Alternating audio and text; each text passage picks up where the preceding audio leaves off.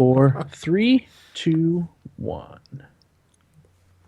Welcome, everyone, to episode 226 of the Thumbstick Athletes podcast. I'm your host, Dan. I'm Eric. Will. Corey. Today's topic, finally, Fallout 4. Finally. I feel like we've been waiting for a Fallout 4 since New Vegas came out. Was it 2009, 2008? It's been a while since New Vegas came out. 2011? No, it wasn't 2011. Maybe 10. 2010, 2009. Would be my guess. Yeah, we covered it. If you listened last week, we covered it a little bit last week. I don't even remember what we talked about. I don't really Which is either. good. Yeah, so we could start fresh this week. Dog's already started. What? He was silent right up until we started. I did not. I know. He Every knows. week. He knows. He knows when it's time to start barking. New Vegas was 2010. Okay, October so yeah, 19th. 5 years. So yeah, I mean, we've been. I know at least 3 of us have been jonesing for a new Fallout game. I know Eric was never a fan of the And series now up until I was not jonesing. up until now. Well, maybe now. I guess we'll find Maybe. out. Huh? So I yeah, know. but before we get too in depth, I wanted to give everyone kind of a feel of where we are in the game. So we'll talk about what level we are, how many hours we put in, just so everyone can get an idea of how much we've played the game. I played 54 hours so far. Some of the main quest, lots of exploring, some side missions, lots of crafting, and some base building. My character's name is Berwyn Morris. She's level 28. So that's how far along I am so far. I'm so jealous Yeah. of your hourage. I've been putting in 4, 5, 6 hours just about every night since it came out. I don't blame you. Yeah. Go ahead, Will. What's your status? God, I gotta follow that. I'm at 14 hours with a level 17 character. It's actually good. Wow, to you're get- leveling up quick. What was your level? 17. Wow, At 14 hours? I'm pretty sure, at least. Yeah. pretty good. You doing a lot of questing? Yes. That's probably why. Not much building? No, I've done no building. Oh, that's why. I'm waiting a little bit until I get a little bored of questing, Okay. which who knows when that'll happen. Wow. Will and I have had different experiences in this game, I can already tell. Yeah, me too. I'm much different. I've done very little questing. Yeah. Some side questing, but go ahead, Eric. What do you got? I've played about 26 hours. I'm level 19. Wow. Yeah. My character's name is Eric. Eric. Yeah. Nice. That's what I always go with. I'm Yeah. like, I guess, if I'm playing this, then here I am. I always make a female character with red hair, and I call her Berwyn Morris. That's just how it goes. And Codsworth calls me Miss Morris, I like which I think that. is cool. Yeah. I don't think Berwyn was going to be on there, but Morris was. So, Corey, go ahead. What do you got? I am approximately, I think I'm level 18 with 16 hours played. So you're kind of where Will is. Yeah. So, I always try and outsmart the game a little bit, and I feel like what I did was I put all my points into intelligence, so everything gave me more experience. Yeah. that's what I did, Corey, and I'm still lower. I think you did a lot of settlement building, Oh, yeah. because I did not. You know I did. So. Yeah, I've done a lot of settlement building, a lot of crafting, Don't you feel and just bad? wandering. Don't you feel bad for the settlements? Not at all. Oh, I do. I get heartbroken when they're sad and there's not enough beds. That's why you don't save any, so you don't have to worry about them getting sad. I just don't No, look. absolutely not. I only recently started getting all the settlements to where they need to be. Like I had 3 that I maintained for a while, and then I just started getting them all going, branching out, and starting the supply lines. And I've stuff. got 5 that I'm maintaining. Yeah. And then I kind of just let them go for a while, and I'll stop in and check on them every once in a while and see how they've grown. But yeah, well, let's start with a story first. That's always one of usually the negatives for these types of games. For Bethesda games. Specifically Bethesda games. The main story. The side missions are always good, but what's your guys' experience with the story so far? Eric, I'll start with you. What do you got? I've only played, for as far as the main story goes, maybe 3 missions. Okay. I just did the mission where I rescue the detective. Okay.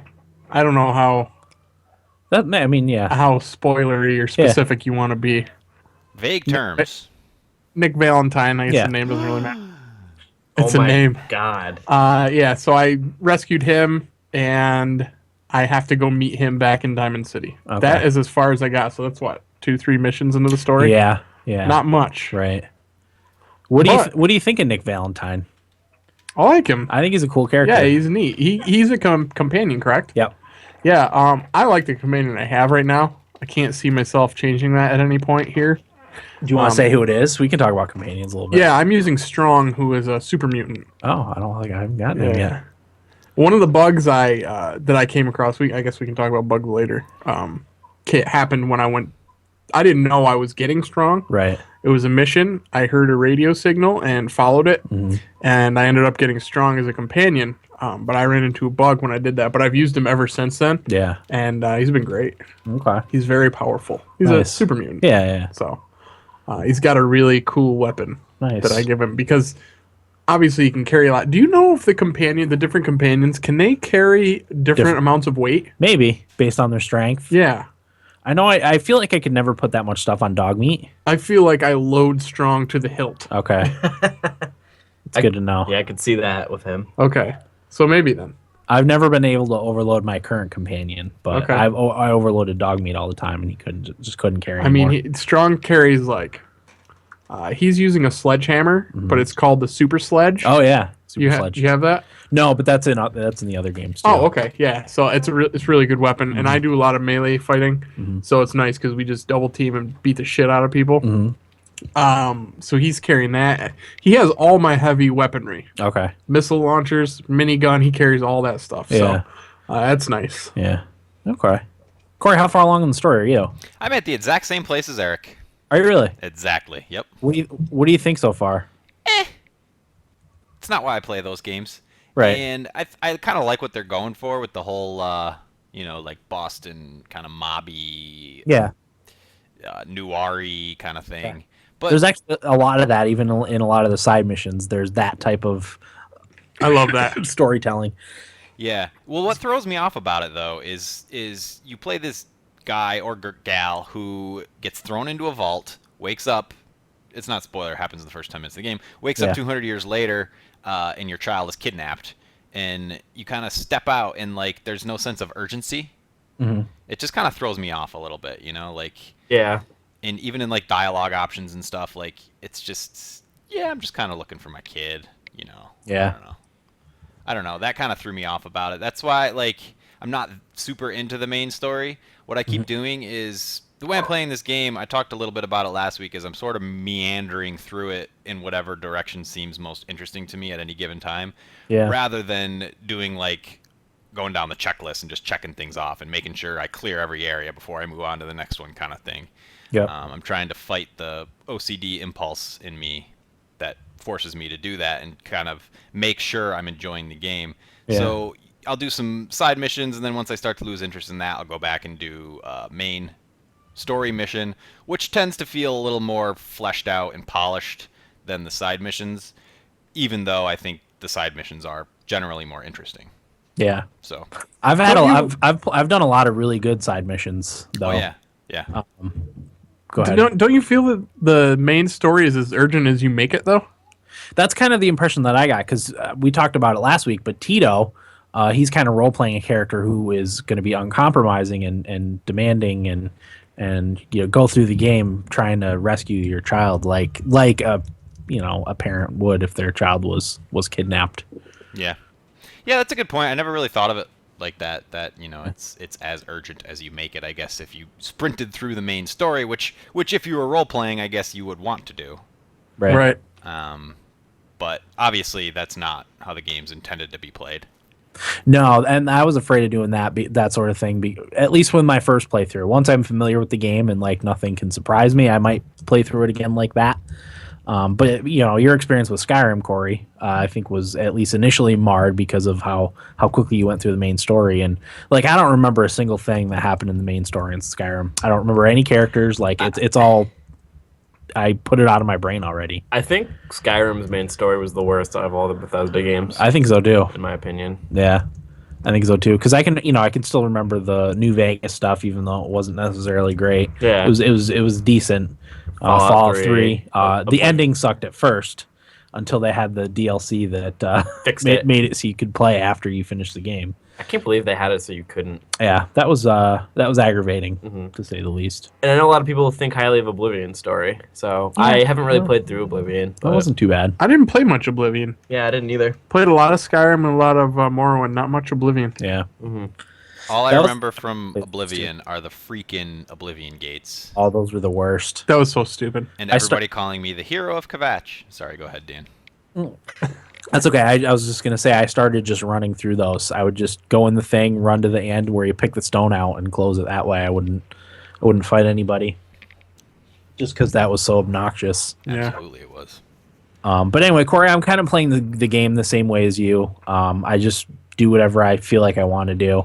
Right now, I've been doing a lot of side missions in one of the small settlements. So called Good Neighbor. Has anyone been to Good Neighbor? I have. Okay, I've been doing all the side What's missions. that, Good Neighbor? That's the kind of the misfit land of misfit toys town. They're Kinda. all robots. No, No. I don't know that one. The Good Neighbor is the one with John Hancock as Yeah. the leader. Maybe I haven't been there. He's a ghoul. It's in like northeast Boston, like in the city part of it. I think it's on my map, Yeah, it probably. but is. I haven't, I couldn't fast travel to it Yeah. because I haven't actually been there. Yeah, it's kind of hard, a little bit hard to get to at first too. You have to kind of go a roundabout way. Okay. It's kind of a pain in the balls. John Hancock's a good. He's a good character. Yeah. Yeah, there's a lot of good characters in the game actually. But yeah, I've been doing the same type of thing, and then when I don't feel like doing any missions, I'll go and do some upkeep on my settlements, or I'll do some crafting. So I've been kind of playing the game the same way as you, Corey. Yeah, I have too. Probably more like Dan though, with as far as crafting and building and stuff like that. Yeah. But yeah, I've been doing a lot of side missions. Honestly, don't think I've beat that many missions total in Yeah. my 26 hours. I just started doing those, like probably starting at like 35 hours. I started doing some of the side missions because I had explored more areas and I Yeah. had them on my thing, and I was just trying to do them. And if I had to guess, I've probably mission total that I've completed is probably around 8 okay, tops. So, yeah, but that said, I've enjoyed all of them Yeah. a lot.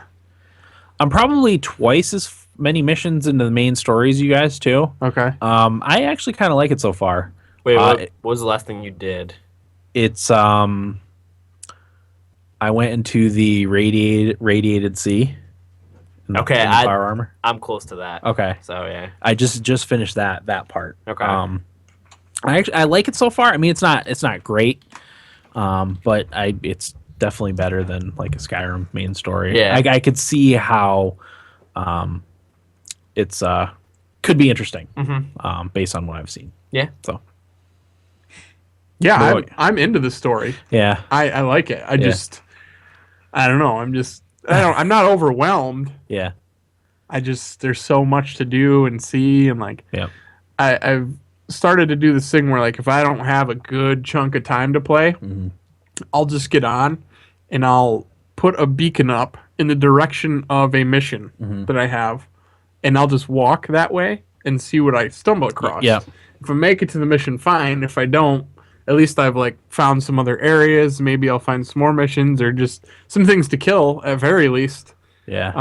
So I've enjoyed playing that way too. Have you stumbled across anything like weird happening? I've had quite a few like weird events that have happened to me playing the game. Nothing that really sticks out in my head. Somebody I know had something strange happen to them. Okay. I wonder if you found this, but it was a guy being pulled on a sled by 6 death claws. No, Whoa. I haven't seen that. Yeah, he just was wandering around, and all of a sudden he saw this sled with 6 death claws pulling it, and he's like, well, maybe they're just going and they're not going to bother me at all. So he tried to walk past him, and they killed him. Yeah, obviously. 6 death claws is a little bit much to handle. But I thought that was kind of funny. But That no, is I funny. don't think I've really seen too much weird shit going on. Okay. I've seen a couple things. One time because I set up my main base at the first Red Rocket service station that you come across. That's kind of my home base. And one time I fast traveled there, and it was at night, and I heard something flying overhead, and I looked overhead, and I saw a smoke trail. And then I saw something go whizzing overhead and then crash someplace off to the south, like the UFO in Fallout 3. Yeah. but I searched around for it and I couldn't find anything. So I don't know if I just didn't travel far enough south. But I'm also at the point where the Brotherhood of Steel is starting to invade the place, and like they'll have a ton of Hellbirds like flying and landing troops, and like everything's exploding. I'm like, oh my, what is going on? I try not to get too into it because I got too close to a vertibird explosion. Yeah. It almost killed me. So Wow. you got to be careful. Dang. I did find one place that was kind of interesting, and I can't remember what it was called, but I remember I told you guys about it, where I stumbled across a legendary crab, Mirelurk, yeah. legendary Mirelurk, and I wasn't having any luck against it. It was still fairly early on, so the place that I had found, it's like an armory or something. It's run by robots. You find that? I don't think so. No? Okay. I would have to have a name. Yeah, I I can't know what you're remember. talking about. You do? Where you're greeted by the hello robot or whatever it's called, and then he tells you Maybe. to go see the director. Yes. Yeah. You have to go see the director. Okay. So they killed off the legendary Mirelurk for me so I could get the spoils. And I'm interested in what's going on there. And I have to find something, an ID or something. But I don't know where it is to give to the director. Yeah. They attacked me, though, so I don't even know if I can go back there. Because I think I tried to persuade him, Oh, and I they didn't failed. like that. So he shot me up. Oh boy. Yeah. Eric, I don't know if I can go back. I know where the ID is. Do you? Don't tell me. I found it after I went You through did. the process. Yeah. Did you lie to him and get shot? No, I successfully persuaded. You charismatic son of a bitch, you. Yeah, I know. What about you, Will? What's your experience with the story so far? I really like it so far. Yeah, I mean, you're talking about the urgency of it, and it kind of throws, as Corey said, throws them off. But like, I think once you get to Diamond City, and you like do the interview with Piper and whatnot, like that kind of ramps up the urgency because she asks you like, "What's going on?" and all this, and then you're like, "Well, I'm looking for my son," and she starts asking you questions about that, and you're like, "I need to find my son." Yeah. See, it didn't have that effect on me. No. No. I thought the whole interview thing was cool, and then I like Oh, it going was. through the detective questioning with Nick and all Yeah. that. And I thought all that stuff was pretty cool and well done. But like mainly, I've been going through and doing a lot of the Minutemen stuff, and I've joined like the Brotherhood of Steel and the Underground Railroad. Okay. I haven't joined the Brotherhood of Steel yet. I'm not sure if I want to. I don't know because I like how in Fallout, or I liked in this one that the Brotherhood of Steel isn't like the goody goody two shoes. Yeah. they're kind of dicks. Yeah, they are. Um, And that's because I was talking to Paladin Dance about joining, and like he was like, you got to follow orders and stuff. You can't be a mercenary anymore. I'm like, I kind of just want to yeah. do my own thing. I haven't come across the Brotherhood of Steel yet. Okay. I just found the railroad, but I told her that I wasn't willing to give my life Yeah. for them, so she turned me away. Oh, done. No, No. not necessarily. Okay. Who's the dude that shows up there? She introduced, Deacon. Deacon. I haven't Yeah. gotten that to that part yet. Okay, so he pulled me aside and he's like, "Well, you're not necessarily out of it. Oh, okay. We have kind of a side operation where we kind of do our own thing, and she knows about it, but we kind of need whoever we can get. Are you interested in taking on some of those missions?" I was like, "Well, sure. That Yeah. sounds more like what I was looking at." But Yeah. she wanted me to be willing to give my life to their cause, and I was like, "No." Yeah. Because that's what I would have said in real life. I'm like, "No, fuck that. That's how I I'm felt. going back to Sanctuary and putting walls up." Yeah, that's how I felt about Brotherhood of Steel too. They're a little too strict with their Yeah. military hierarchy and stuff. Yeah. So I was like, nah, I'm not gonna. Well, I will- just didn't like the cause Right. that they were. Yeah. I'll have a character where I do the Brotherhood of Steel missions and stuff. This but- might be the first game that I actually do play more than one character. Because I never do that. yeah. But I'm actually interested to see, like, if I told her yes. How other things play Yeah. out. Yeah. I'm wondering because I did a lot of the Minutemen stuff that I don't want to keep like and go through all the faction and then hit one point where like I have to commit to one of them. That's going to happen. I don't like that. I've heard that from multiple sources that that's what happens. When that sucks. When I was offered to join the Brotherhood of Steel, I had Preston with me, and he said if I joined, I would not be part of the Minutemen anymore. I love that you have to make that decision. Am I making that up?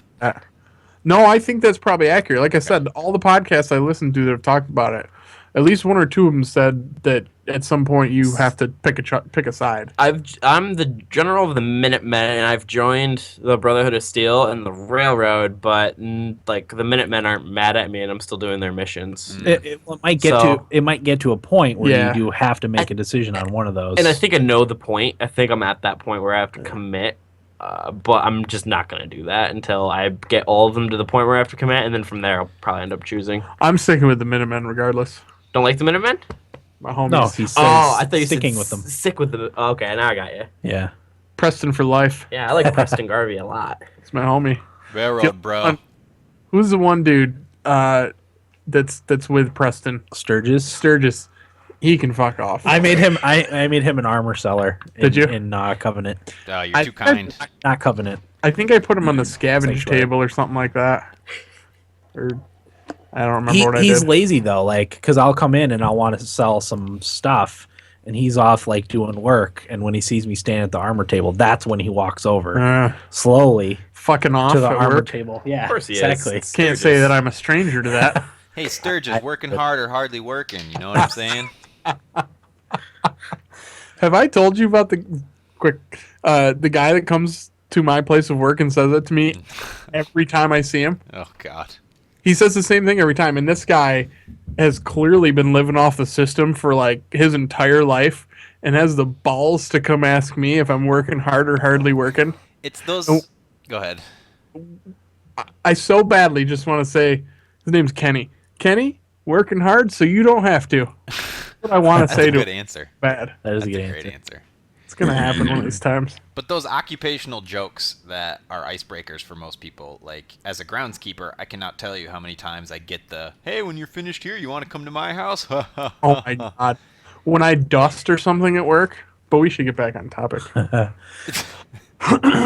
let's talk about combat a little bit.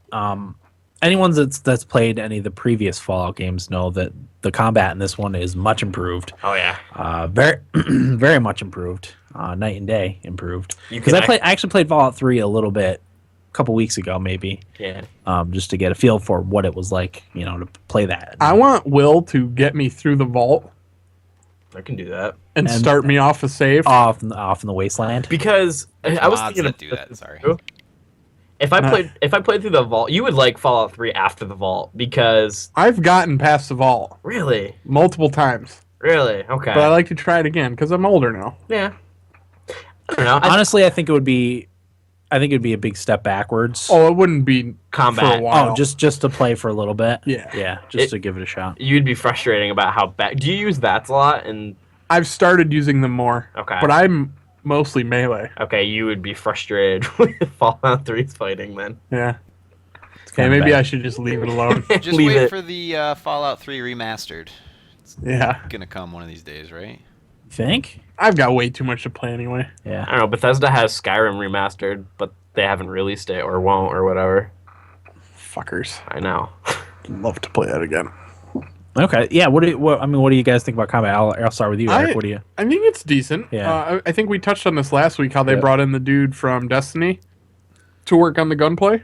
No, they said that they modeled it a little bit after they I tried to thought model they it actually after. brought somebody They might from have. Bungie. They might have. They wanted to make it obviously better, so Okay. they might have brought someone in. I know they had mentioned Destiny in with the Okay. combat of All right. Fallout. While it is not Destiny quality Right. gunfighting, it's still decent. Yeah. It's definitely not the best I've ever experienced, but when you combine the decent gunplay with the VAT system, I think it works. What's your go-to? How do you set up a combat situation? I don't stealth. Okay. I usually will shoot from afar. I have a pipe rifle that has a sight, like a shitty ass looking sight on it. It's not like a glow sight or anything. I just am attached to the gun for whatever reason. I've had it forever. So I usually will poke the bear Yeah. from far back. And me and Strong will kind of sit in the weeds and I'll take some shots and get them weakened. And once they come out, Strong and I will Wail on them. we bust out the super sledge and the mahogany baseball bat with two saw blades attached at the end, Nice. and start knocking heads off. That's awesome. Yeah, that's what we. So we kind of pick them off 1, 2 at a time, until I feel like it's safe for me to actually go into the base. Gotcha. So that's what I've been doing. I fucking love the melee combat Yeah. because my God, when feral ghouls come running at you, for whatever reason, it's always the feral ghouls. Their arms come off. Yeah. So they'll just They kind of fall apart. yeah, they have no arms when I'm cutting their arms off with my bladed baseball bat. So they're coming at me like looks like they're trying to headbutt me, and it's fucking hilarious. Yeah. And then I'll use VATS, and half the time their head just comes off, and Yeah. it's so great. Yeah. So I really enjoy the melee combat quite a bit. But I do have a pretty decent pistol that I use a lot that I've upgraded quite a bit. I just found an incinerator laser pistol, laser rifle. Yeah. Something. I think it's a synth weapon. I don't Oh, know. it's the I know what you're talking about. But it lights them on fire when you hit them. That gun fucking kicks ass. Nice. Yeah. The last base that I was at the water treatment plant, which I had a bitch of a time when I first went to, and I came back and started just lighting them on fire with the incinerator laser rifle, and that was awesome. That cleared them out pretty good. Nice. So those are my main weapons. Okay. What about you, Will? How's your combat situations play out? Because sprinting is in this game, it's me sprinting around like a fool and then being spotted by people and then getting converged on by like 8 or 9 different raiders or whatever. Don't be afraid to run, bro. Well, the problem is once I run and get into combat, I have no VATS. Yep. So it's me with like a shotgun, just trying to like kill as many people as I can. And then like I can't run, and I'm shooting up. And you're out of packs. VATS. Yeah, I'm out of VATS, and Dogmeat's trying to hold them down and pin them for me so I can go into VATS and hit them. That's the other problem. You're still rolling dog meat. I love Dogmeat. I've been using Piper a lot more recently. Does she do fighting? Because I know I read somewhere that she doesn't like the fighting. She's a Wait, She's not I great. thought she was the Kate fighter.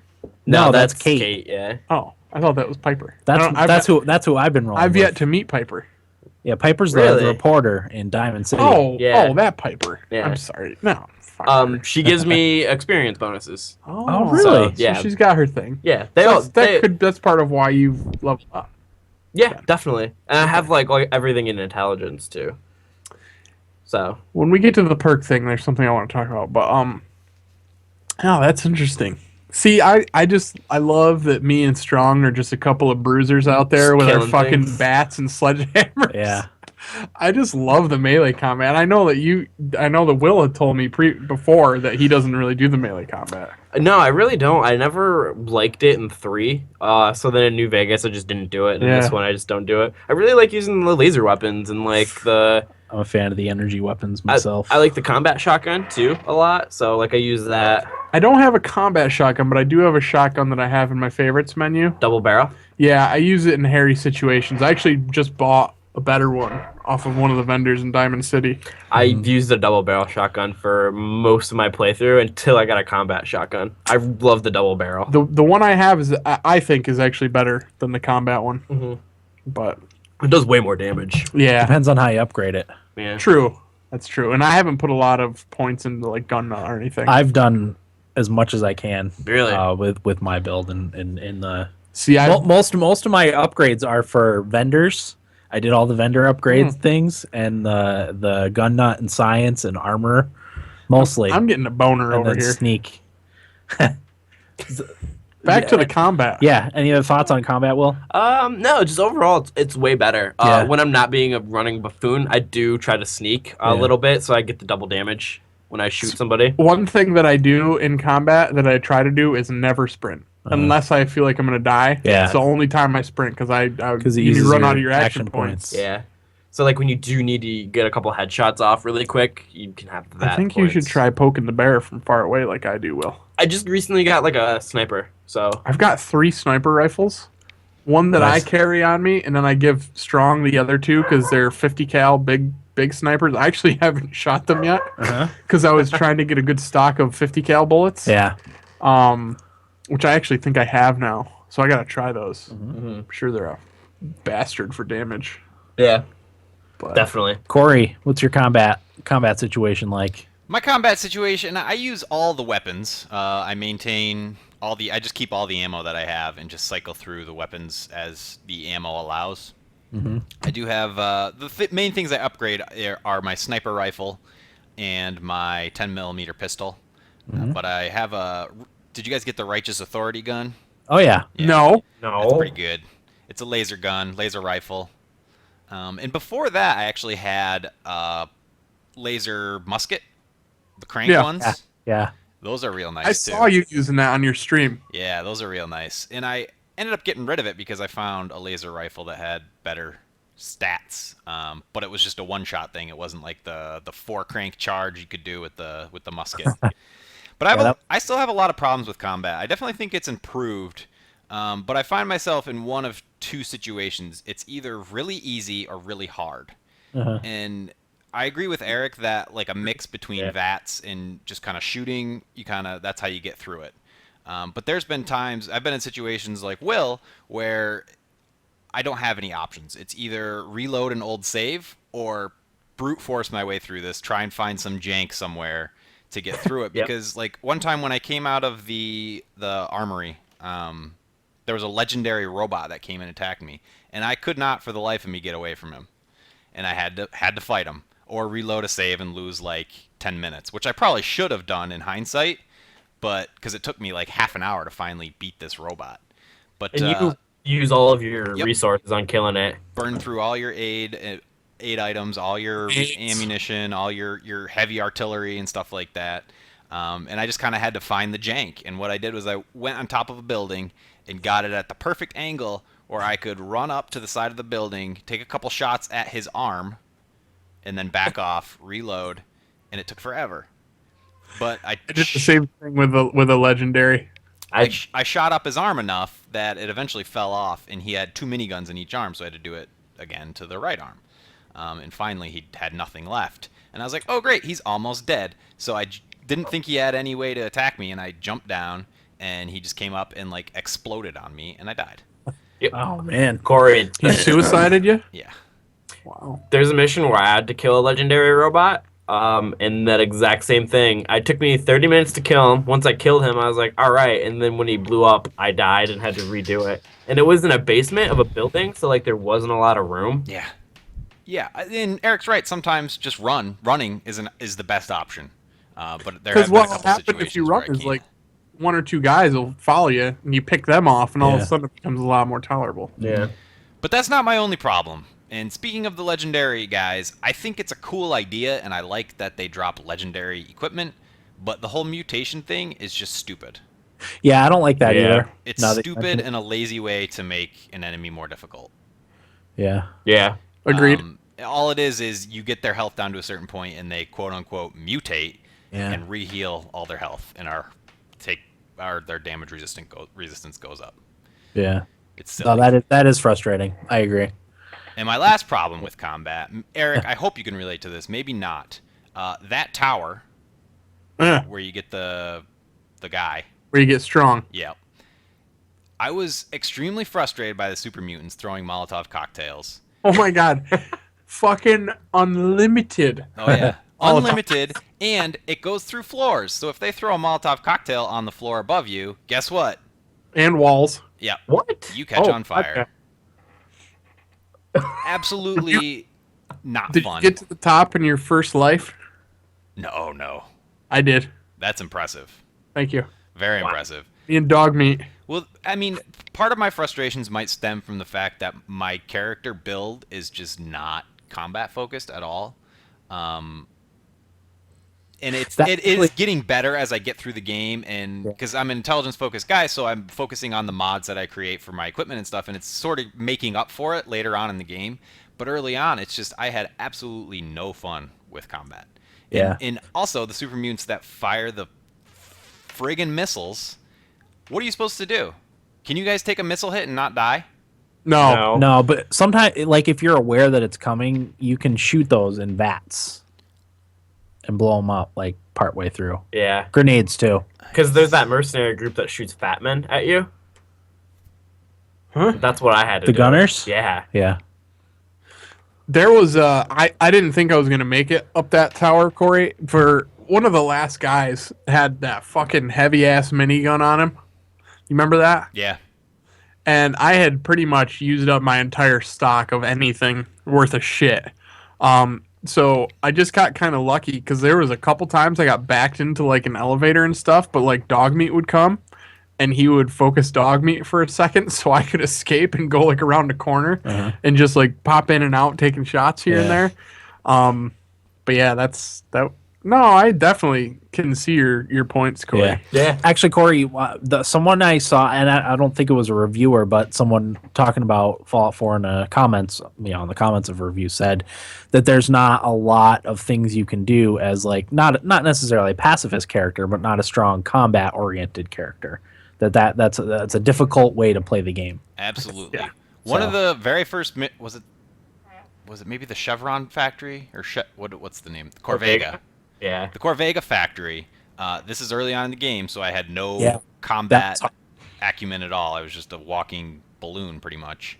And I couldn't get in the front, so I'm like, all right, there's got to be a back entrance. And I was so excited to find a tunnel underground, and I'm like, oh, great, I can sneak into this. Nope, as soon as you go in, there's a bunch of enemies down there. And it's like, how stupid, Corey. The reward I would have felt by discovering that and being able to get in without having enemies would have far superseded the 4 enemies down there, like the reward of trying to kill them. It was just, I didn't get it. Is that the big factory where it's got like ladders and shit? Yeah. Out. That's Dan. Remember when I was streaming? Yes, that's what you were watching me, and I was getting fucking pissed trying to go into that building because I had the same thing where they had a shit ton of grenades, and they're just fucking one after another's coming at you, and it was so frustrating. That and there's like a lot of guys there. There's a ton of them. There's like 20 guys in that factory. There is a robot that you can hack, a terminal, and he'll fight for you and do everything. That's what I did. Yeah. Oh, see? Because the main guy at the end of it, or at the very top of the building, you can't hit him because it's really hard to get to him. And with the turrets, which I hate that there's turrets like everywhere in this game. I just hacked the terminal and had the sentry bot take care of everything. Yeah. I mean, there's always ways. Corey, I'm not having the same issues as you. I did like a mostly stealth build. So my main thing is usually picking people off from afar. It was also, I was kind of in the same boat as you, Corey. Like I was really helpless until I got my sneak up. I spent most of the time, like you, like upgrading my weapons and stuff because I put most of my points into the gun. All my stuff. Yeah, all my stuff is fully upgraded. Yeah. Or close to fully upgraded. But now I'm starting to get to the point where combat is a lot easier for me. I still have trouble occasionally, but the way I set things up is I've got a pipe sniper rifle with the 50 cal damage upgrade for my long range. So I try to pick off a few of the bad guys. Poking the bear. Poking the bear. And then I have the laser rifle from Paladin Dance, the Righteous Authority, Corey, that you talked about. Yep. That's for my mid to long range combat. So that's when like I get noticed after picking a few of my enemies off. When they start heading towards me, that's what I'll shoot them with. If they get in close, I've got a combat shotgun for close range. I've also got a suppressed 10mm pistol, which is my mid-range / stealth weapon. I can usually kill like 3 or 4 guys with that before I'm even noticed by anyone. Yeah, because they like if there's other people around, they won't hear the gunshots. Yeah. So the suppression thing is nice. And then I have a semi-automatic pipe pistol with 44 round clip. That's when I just want to spray bullets at whatever enemy I'm fighting. So. That's how combat goes for me.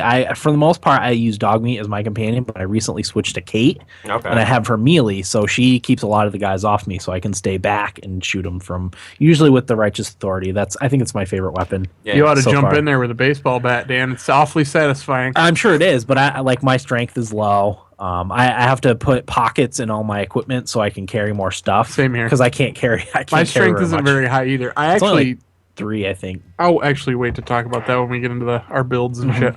Did you guys see that the MLB got all upset about the David Ortiz mod in Fallout 4? Yeah, someone put David Ortiz in the game as a wasteland warrior. And the MLB got... Is he legendary? I don't know. He might have been a companion. I think it was just the outfit. Oh, it was just clothes? Yeah, I think. But the MLB was all up in arms about that, which... Why? Why? I think because the videos of it were the guy wearing the David Ortiz jersey and just demolishing and massacring, and I think that's why. I don't know for sure, but yeah. It's funny. I was like, why? Like, it's fun. Like, yeah, as Dan said, it's funny. Like, It's a fucking game. Just ignore it. I was annoyed when they got all upset about that. What else? So yeah, I mean, thus far I've really liked the combat. I've only had a couple hairy issues with it. I think like is a strong. I don't want to be contentious about this, but I think like is a strong word. I like it in this situation. I like it. I honestly can't see what there is to like about it. I think it's just a serviceable combat in an open world RPG that's more about other things. Did you prefer the old style? Oh, absolutely not. It's definitely better, but like I don't know. Like I like the combat in Halo. I think that's good. And for me to, I know it's apples to oranges. That's why I'm saying like I don't want to argue about this, but in my opinion, I think like is a strong word. And I think the combat's fun. Having played 3 like 10 to 15 times in New Vegas, like 4 to 5 times, like I like this combat because it's better. Having not played 3 or New Vegas much, I like it because it's fun. Yeah. I have a blast beating the shit out of people with a baseball bat. Maybe that's the key then. I have a shock baton that I use for the bugs, and that's it. That's the only melee I do. Yeah. I haven't found a lot of the guns to be super rewarding, but until I got the one that lights people on fire. Now that's a pretty fun gun to use, and I've enjoyed that. Like shooting them 3 times and lighting them on fire 3 separate times, and then running in with the finishing hit with the baseball bat and the super sledgehammer is fucking sweet. Nice. Corey, that's a brilliant idea for the bugs because they're such I hate a pain. the bugs. They're a pain. The bloat flies? Bloat flies and the blood bugs and the... Which ones that start with an S? Yeah. Yeah. What they're called. Those are a pain because they swipe in. Yep. And you can't hit them with a fly gun. away. No.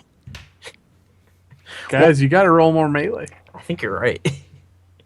Well, I have a companion now that rolls the melee. Yeah, that's true. She's good at beheading people because I gave her the costume and axe from Grognak the Barbarian that I found in a comic book store. It's pretty cool. My buddy Jeff just got that. Yeah, That's awesome. it's pretty neat. So that's what I have her do now. Well, let's talk about the crafting and stuff because that's one of my favorite parts of the whole game. Me too. Is upgrading like any weapon or anything like that you can find, you can upgrade and make it like exactly what you want. So, like I said, I've been very picky about picking and choosing the right parts for the different guns that I use because I use them in different situations. So, that's been one of my favorite things to do is find the guns that work. And like Corey was talking about earlier, ammo's kind of hard to come by. So I'll blow through ammo for the guns that I have. So then I need to, I'll go into my ammo, see how much ammo, what I have a lot of, which is why I ended up making the semi-automatic pistol that I used to spray bullets, because I had a ton of those bullets. So I just made a gun specifically to use that kind of ammo. Yeah. That's one of my favorite parts of the entire game. This might even be what you're talking about, Dan, but eventually you can convert guns that are a certain type of ammo to another. You can like convert it to a 45 caliber if you want. Yep, because I converted my pipe sniper rifle to 50 cal because that's the most damage you can do. The sniper rifle, because that did the highest amount of damage. So that's what I did. I don't use auto guns because of the lack of ammo. Yeah, I'm afraid that I'll just blow through everything. I think it's 5mm bullets. And then minigun bullets, I have thousands of. Oh yeah. But I got the perk. I think it's called Scavenger, where you find ammo in like any container you look at. Oh, okay. But I'm starting to run out of like fusion Is cores that and 50 luck cal. based? That's a luck based stat, yeah. Okay. But I think you only need 3 luck to unlock or maybe 2 luck, maybe to unlock the first thing of it. That was a tip I saw on one of the Fallout things, just so you have more ammo. Yeah, because I think I put 2 points into luck, and I think I've seen Scavenger. Yeah. Yeah. I thought I brought it down. Maybe I didn't. Your Pip-Boy? No, my down Pip-Boy's here. right here. Oh, there it is. I didn't even realize. We're looking right at it. No, I have the poster. It came with the poster of the perk chart. I actually had some pretty cool stuff to show off too that I forgot. Yeah. think I left my stuff guide that I upstairs. got, Yeah. it came with little like mini posters with the cartoon of each of the stats. Oh, the bobbleheads. Yeah. The Vault Boy. Yes. Vault Boys. Yeah. So that's kind of cool. That is cool. Yeah, I got a poster too with the whole perk chart that I got to hang up someplace down here. Probably behind us if I can. But yeah, Going that's back to what you're talking about, Dan. crafting. Yeah, Yeah, I think the modding equipment part of the game is the best step forward in the game, Yeah. in my opinion, from Fallout 3. Because, like Yep. you said, you can fine tune almost any pieces of equipment to be exactly what you want it to be. You can add, it's called pocketed. You can pocket your equipment to increase your carrying capacity. You can Yep. muffle your equipment to make your sneak more effective.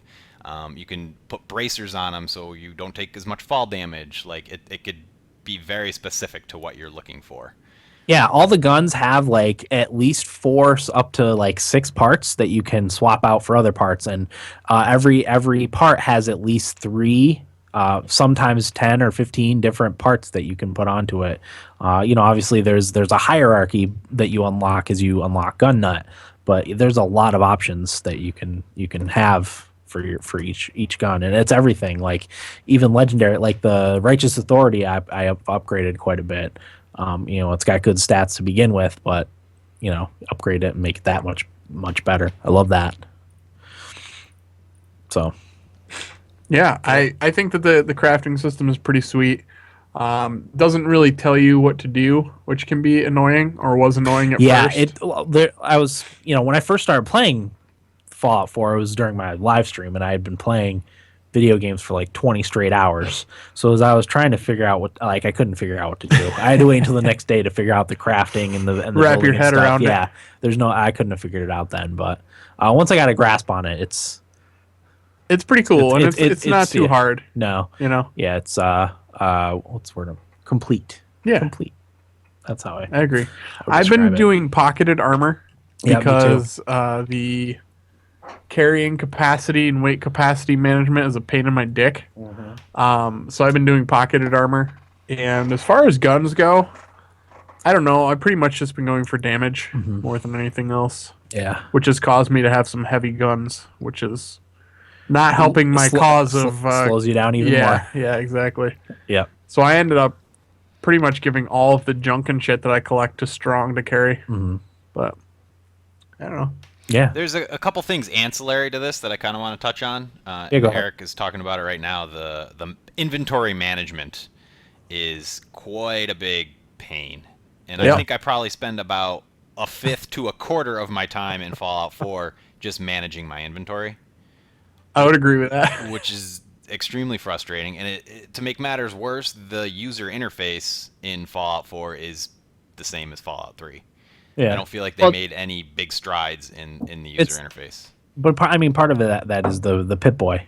Yeah. Yeah, mean, but you I could get change- like it's I don't- immersive, but we're also playing a video game here, and I don't want to sacrifice convenience in the video game for the sake of a little Yeah. immersion, especially when it comes to the user interface. Yeah. Fair enough. I don't know. Is it better than Skyrim's? I don't remember what the original Skyrim was like because I didn't like the Skyrim I played it- inventory management at all. I thought it was shit. I changed it. I modded it when I played Skyrim recently because Yeah. I remember not liking it. I don't remember what it was like, but I It's remember not great in liking it. either game, Yeah. but One of the good parts about because like all the resources you get is crap that you find laying around or stuff that you scrap in your I guess for lack of a better word communities or cities that you build. So once you gather everything, you got to carry it back to one of your workbenches. Is that what they were called? Yeah. Workstation, workbench. One of the good things about that is you press one button to offload all the junk. yeah. That's a good thing. But I wish there was a way that you could one button offload all your junk onto your companion that you had with you. I think there is. Is there Yeah, when you trade with them, it says like give all. Oh, or does take it? all, I Yeah. think. Yeah. junk? Oh, I didn't know you could do Yeah, that. you'd have Let's to go to your junk menu Huh. with them, and I think it's X. Yeah. Okay. All right. I didn't. Well, didn't on pick up Xbox. that. Right. It would be. I think it's T, Okay. the T key, to do it. But now, Corey, you're absolutely right. The inventory management and all that kind of shit is pretty rough. And like, I pick up everything. I think most people probably do. And Yeah. it's just a pain in the ass because if you don't expect to do that and carry a lot, like, I feel like it's constant. Like, Running back. by halfway through a mission, I'm like full stock on everything, so I have to be choosy about the shit, and I refuse to leave that mission and go back to a fucking workbench. I will be damned if I'm going to do that. I'm the same exact way. You know what I just thought of, Corey, and this would make a great mod for when people start doing mods, is give it to your companion and have them run it back to the fort. Pack mule. Like a pack mule, like in Torchlight 2. Yeah. You just hand all your shit off. They take it back. They're gone for like 5 minutes or whatever, and then they come back and are free. Well, yeah, and I refuse. I refuse to do the encumbrance removal thing that people do, so you can never be encumbered. Because to me, it kind of ruins the immersion. I don't do stuff like that. While it would take a big pain out of my ass, it's not. Yeah, it's cheap. That's Bush League. Because it would, what it would force me, what it would make me do is I would just walk around and just keep tapping A on every little thing. Wouldn't matter. You're absolutely right. It makes me appreciate the picky choosiness a little bit more now that you say that. Yep, but the sacrifice is a lot of time staring at your Pip-Boy menu and giving stuff to your companion and choosing what to finding the silver fork that you picked up earlier. You know what though? Well, got to drop that so I can pick up this aluminum can. The damnedest thing about it is I just don't care. Yeah. Keep doing it. That's my big response to all my thoughts at the end of, my thoughts on Fallout is just it has all these problems, but I don't care. No, that's the same with me. What were we talking about? Crafting? Are we done with crafting? Interface. Yeah. Crafting user interface. You want to talk about some of the jank then? Yeah, we're already. Just quickly, another thing that annoys me about the user interface is scrolling through your aid items to find the right one that you want is really frustrating. I don't know, and you can't even zoom out to see the whole menu, brah. The aid menu is your favorite? No, put it in your favorites. Yeah, put it in your favorites. Yeah, but because I use every weapon, I don't have very many favorite spots left. You fucking narrow your weapon choice down. One for stim pack, and my grenades and mines are the other ones. I've got 1 through 5 are my guns, and then I think 6 is my stim pack, and Corey, those are the only ones I was doing the same thing as you, mostly because I don't. It's a weird OCD thing where I'm afraid if I don't have a weapon put on my favorites menu, something awful's gonna happen to me. Yeah. I really only use 2 or 3 of them. So I've started to whittle that down and take a little of that OCD away. Yeah. Add more aid and explosives to my favorites menu as opposed to just a bunch of fucking guns that I'm not gonna use. Yeah. What I would do if I was you, because really for me at least, there's only 3, maybe 4 aid items that I use consistently. Yeah. I would just put those 3, use those in one wing of your favorites menu. Yeah. And use another wing for explosives, and then use 2 wings for guns. Corey's a jet addict. That's the problem. Oh, see? I gotta have all my chems. You gotta go to the city and get cured by the good doctor. What happens though is I like to do a lot of cooking because food makes a huge difference in this game. Because if it's cooked and prepared, it doesn't have rads in it. No rads, baby. But I'm never always loaded with grilled rad roach meat. It's just flavor of the week, whatever I had on me and happened to cook at the time. So that's the stuff I'm mostly searching for in my menus. That's obviously not. You made any omelets yet? I don't think I've made an omelet. Mirelurk eggs and dirty water. That sounds great. Yeah, baby. The only thing I've really cooked is the vegetable oil for adhesive. Oh, I haven't made any vegetable oil. Yeah. No. Because I obviously my upgrading is out of control. Upgrading my weapons. Corey and I do a lot of cooking. Okay. We're the cookers.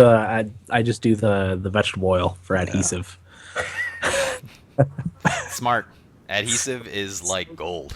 Oh my god. There's that, and I had trouble finding copper for a while. Yeah, I'm still having a little bit of struggle with the copper. What I did was light bulb. I narrowed it down to what the stuff in, but there's a way that you can tag important things. It'll RB put a little on Xbox. Yeah, a little magnifying glass next to it, so you can tag the rare resources. So if you're in your workbench and say you want to make a generator and you're missing copper and something else, steel we'll call it. You on Xbox you hit RB, and whatever's missing, whatever components are missing from that specific item, those are now tagged with a magnifying glass. So if you're walking through some building and something that you see has that in it, the magnifying glass appears next to it. So you're like, oh shit, I needed that you for the just grab power that generator. I needed instead to of make. grabbing everything. Yes. Oh, It's a way to. I did not know that existed. Yeah, it's a nice feature. Yeah. Do 'Cause you have I to hover stopped- over it to see it, or Yeah, you have to hover over it. okay? Or like if it's in a container. Oh, another thing, looting. I want to talk about looting because looting is much improved. Is it? In the old games, when you would loot, it would bring up the almost like Pip-Boy window, and you would select what you wanted to loot. In this one, it puts all the ammo and all the stim packs and chems on the top, so you can just quick loot those. And then if there's other things that you want to look through on the list, then you could open that window. So it's more fluid. It's way more fluid. Okay. Going back and playing Fallout 3, I was like, oh my god, this looting is awful. Okay, that's good. So that's a huge improvement from the old Fallout games. Nice. So I just want to talk. Oh, jank. We're gonna go on to some jank. A couple things that have happened to me.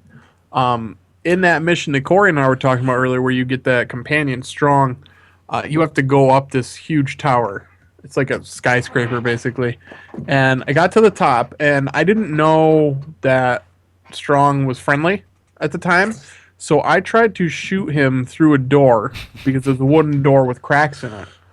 And the issue was not that I shot him. The issue was when I aimed down sight, my guy fell off the building. Nice. For no reason. Yeah. I wasn't to the ledge. Thank God I had saved, which I do constantly in this game. Because you never know when you're going to step on a fragmentation mine. Or No, something I like never that. know when my fucking game's going to crash, which has happened 4 times now. Oh, wow. Yeah.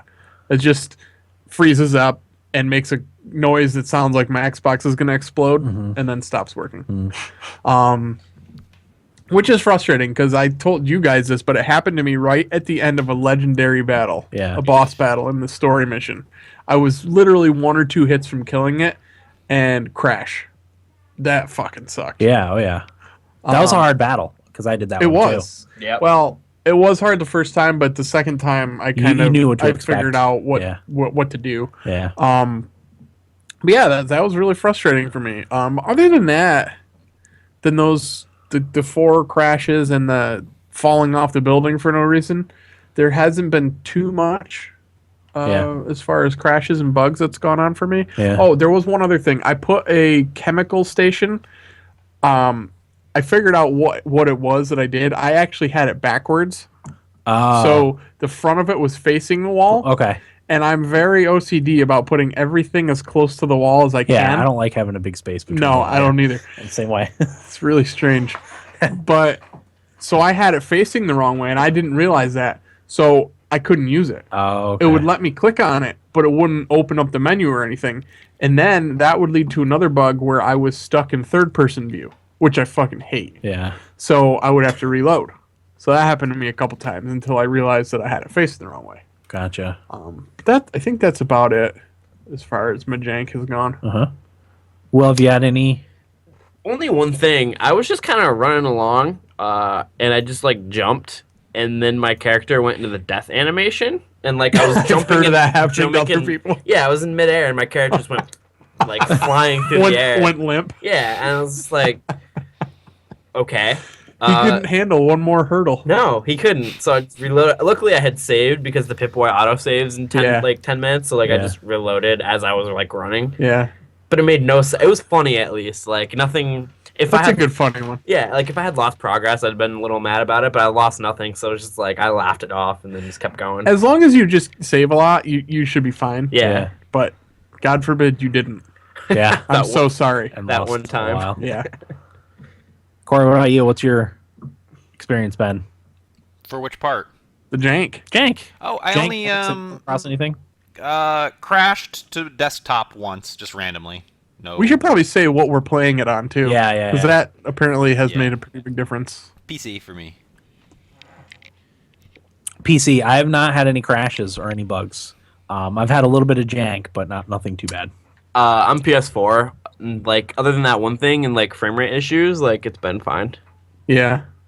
I'm the only one playing on Xbox. I'm an idiot. I don't know why I switched to the Xbox pre-order. You had a reason. I don't remember what it was. But you had a reason. Was it Fallout 3 for backwards compatibility? Was that it? I doubt it. Who was it that did it for that? I don't know why I did. It was like a last minute thing. I had just gotten my Elite console, maybe, and like I was probably bonered up. Oh yeah. But How is playing with the new controller? it's good. I'll talk about it Okay. during my week. Oh, that's right. That was Um, on. Okay. Yeah. Okay. But apparently the Xbox One version is the worst. Not too much worse than the PS4 one. Right. The main reason I'm kind of pissed off that I got it for Xbox is because they specialized the controls just like Destiny did for Vita Remote Play, which I probably could have snuck a few more hours in. Yeah. So that kind of blows, but whatever. Yeah. Yeah. So, but by and large, it seems like PC is the best way. version. I have not had any bugs. I have a little bit of the frame rate drops. Yeah. I measured it today because I wanted to be sure, and but it only goes down to like the mid 50s frames per I'm second. so happy that I don't notice that stuff. Yeah, I notice it. It was only like 5 or 6 Yeah. frames per second that it would drop from 60 to 54, 55. But that's it. It's only inside, which is weird. I've heard that on different podcasts It's smooth too. as silk outside for whatever reason. It's inside, and it's usually like when there's because I should say a lot of people complain about the graphics. I actually really like the graphics. I do too. I think they're pretty average. Well, I really like the lighting effects and I like the fog effects. If I get annoyed by the fog. do you? I Yeah. mean, it's hard to see in. Yeah. But that's the idea. No, I know. It's all right. But yeah, it's when I'm inside and like it's usually like red lighting that does it, and then like if there's smoke that's going in front of the lighting, that's when I'll get my frame rate drops. But that's about it. As far as jank, like I've had a few minor things, like I got stuck on a beam when I was jumping and fighting at one time. I couldn't get out. It took me like a minute of like jumping and moving to the side before I could get myself unstuck. You know, little stuff like that. Nothing major. This reminds me, you used dog meat for a while, right? I did. I used dog meat for the first like 3/4 of my playing. Did you have the thing where dog meat was in the air just floating? No. That's another one that happened. I just remember Magic that. carpet? Yeah, it was just like he wasn't Magic even carpet dog meat. Yeah, it was just barking, but he was just like floating through the air, and I was like, dog meat, what are you doing? See, I got strong really early on, so I didn't. I don't have strong yet. I'm 54 hours or whatever I am in. That's the thing about the Bethesda games that's great. Yeah, because we'll all have completely different Yeah. experiences and stuff we've seen. Yeah, we've You all might been. not be able to get them, Dan. Why? I've heard that certain side quests disappear. Oh, yeah, I've heard that too. So Could be. it might be too late, I especially did have- one that's, a character. I did have one. Yeah, I did have one that failed. I don't remember what it was. But it failed when I completed like I think it was a story mission. It was a Couldn't distress signal Yeah. that you pick up on your radio. Yeah, I don't think I've done that one yet. There's a couple. I've of only those. done a couple. His name is Rex, I believe, is the Okay. guy. Oh, I'll be on okay. the lookout for that. All right. I have that quest. I just haven't gone there. I suggest that you do. Okay. It's So a you- bitch, though. Load up. So you had to crash the desktop, Corey. What any jank? A little bit, like Sturgis lost his eyes and his mouth. You could just see right through him. I haven't had any of that stuff. That happened once, and then another time, like I paused the game and then made dinner or something like that, and I came back and my monitor had shut off. Oh yeah, that When I happened to me. Turned it back on. The screen was black, and I couldn't get back to the game or to my desktop or anything. I actually had to do a hard Hard reset. reset. So I don't know what happened there. Yeah, it's weird because that happened to me too. Because I think my monitor's on like a 20-minute timer. If nothing happens, it shuts off. But usually, like if I have a game on, it doesn't do that. But the monitor shut off. It came right back on. But I thought that was a little bit weird. I thought my computer had shut down, like overheated and shut down or whatever. I was like, oh great. But the stupid monitor just shut off. My computer's starting to show its age a little bit with this game. Yeah. It's kind of sad. It's old as dirt. Yeah, it's not old as dirt. Your video card. 2000. When did I build it? It's 3 years old. 7950 is about 3 years old. Ancient. That is aged. Gosh. Aged. Ancient. I wanted to talk Time to about put the 7950 out to pasture. Buy that 980 that was on Amazon today for like 415 I or saw something that. like that. That's such a good deal. Corey, you got to be Oculus ready. Oculus ready. I wanted to talk about the perk tree. Yeah, let's hear it. Something that I didn't realize until a fair amount of levels in was that I didn't need to have a full set of stars in, say, intelligence or charisma to get the actual perks. Oh. Yeah. So there were a bunch of perks in the intelligence tree that I wanted, but I thought I had to fill that to 10 stars Before you could go down. before I could get any of them. Oh wow. I really wish I had those back. Yeah, I bet. And Yeah. my first perk that I picked was so stupid and useless. I wish I could have that one back too. What was it? It was God, I feel like such an idiot. When I bring up VATS, it shows a path to the person I need to kill to finish a mission. Okay. Yeah, right. Oof. As if I'm not just gonna kill everybody. What does that upgrade to? I don't fucking care. I'd be interested to see that. I never. Oh God, brutal. I know at first, like you had to be the level to unlock the perks. I think. There's certain levels Yeah. requirements. It could be your character level or a certain stat level. Yep. You know, whatever the case is. Yeah. But yeah, I looked at that and I was like, I wonder if this is like anybody uses this. Turns out Eric does. well, I don't use it. I used it for one mission. That's the one where in the big meeting somebody brings up and everybody just looks at him and he's like, "What?" And then they end up using it because nobody has a better idea. Fuck. There are some really good ones though, but I recently just started since I've pretty much committed to loving the melee combat. I just started pumping my last 3 levels. I put into the melee damage upgrade, so I do 60% more damage with Nice. melee weapons now, with higher bonus to disarm, Oh. which is awesome. Because once they disarm and they try to fist fight me, they're fucked. Yeah. Especially if you're fighting someone hard who has like a good weapon. Yeah. If you can disarm them. Right, and I'm gonna keep putting it into that because I can't remember what the last bonus was in that perk, but it was really good, whatever it was. Yeah. So I'm really digging that one, and then I might start working on my carrying capacity because that's really fucking pissing me off. I think strength is the main one. And Yeah. is there a perk in the strength tree? Do you know? There is. Okay, Yeah. to help carry There stuff. is. Yep. There's I know my another strength is low, so I There's can't. another perk I see a like lot too. of I them. probably won't use it, but Corey made me think of it with his cooking thing. If you upgrade it all the way, whatever you drink or eat doesn't give you reds anymore. Oh, lead belly. Yeah. Which is nice. There's so many though that I'm like, God, that's super useful. So like, Yep. you have to pick and choose. It's, Yeah. Rads are The, a pain the too. good thing is in this one there's no level cap, so you could potentially unlock everything Yeah. if you spend enough time with the game. Mhm. Before there was level cap, so you'd have to pick and choose like the skills that you wanted to have. So I've done a lot of hacker yeah, and lockpicking. yeah, those are essential. They are, yeah. They really are. I mean, you can have your companions do the lock picking and the hacking, but I didn't know that. yeah, you can have them do stuff. Kate does lock picking and Nick does hacking. Yeah. Strong they're- probably doesn't do any of they're- that stuff. No, Big he dummy. just breaks faces. He's a very gentle giant, though. Oh, is he? He's sensitive to your lockpicking. Oh, he doesn't He like does it. not like it when you Okay. break into things. Gotcha.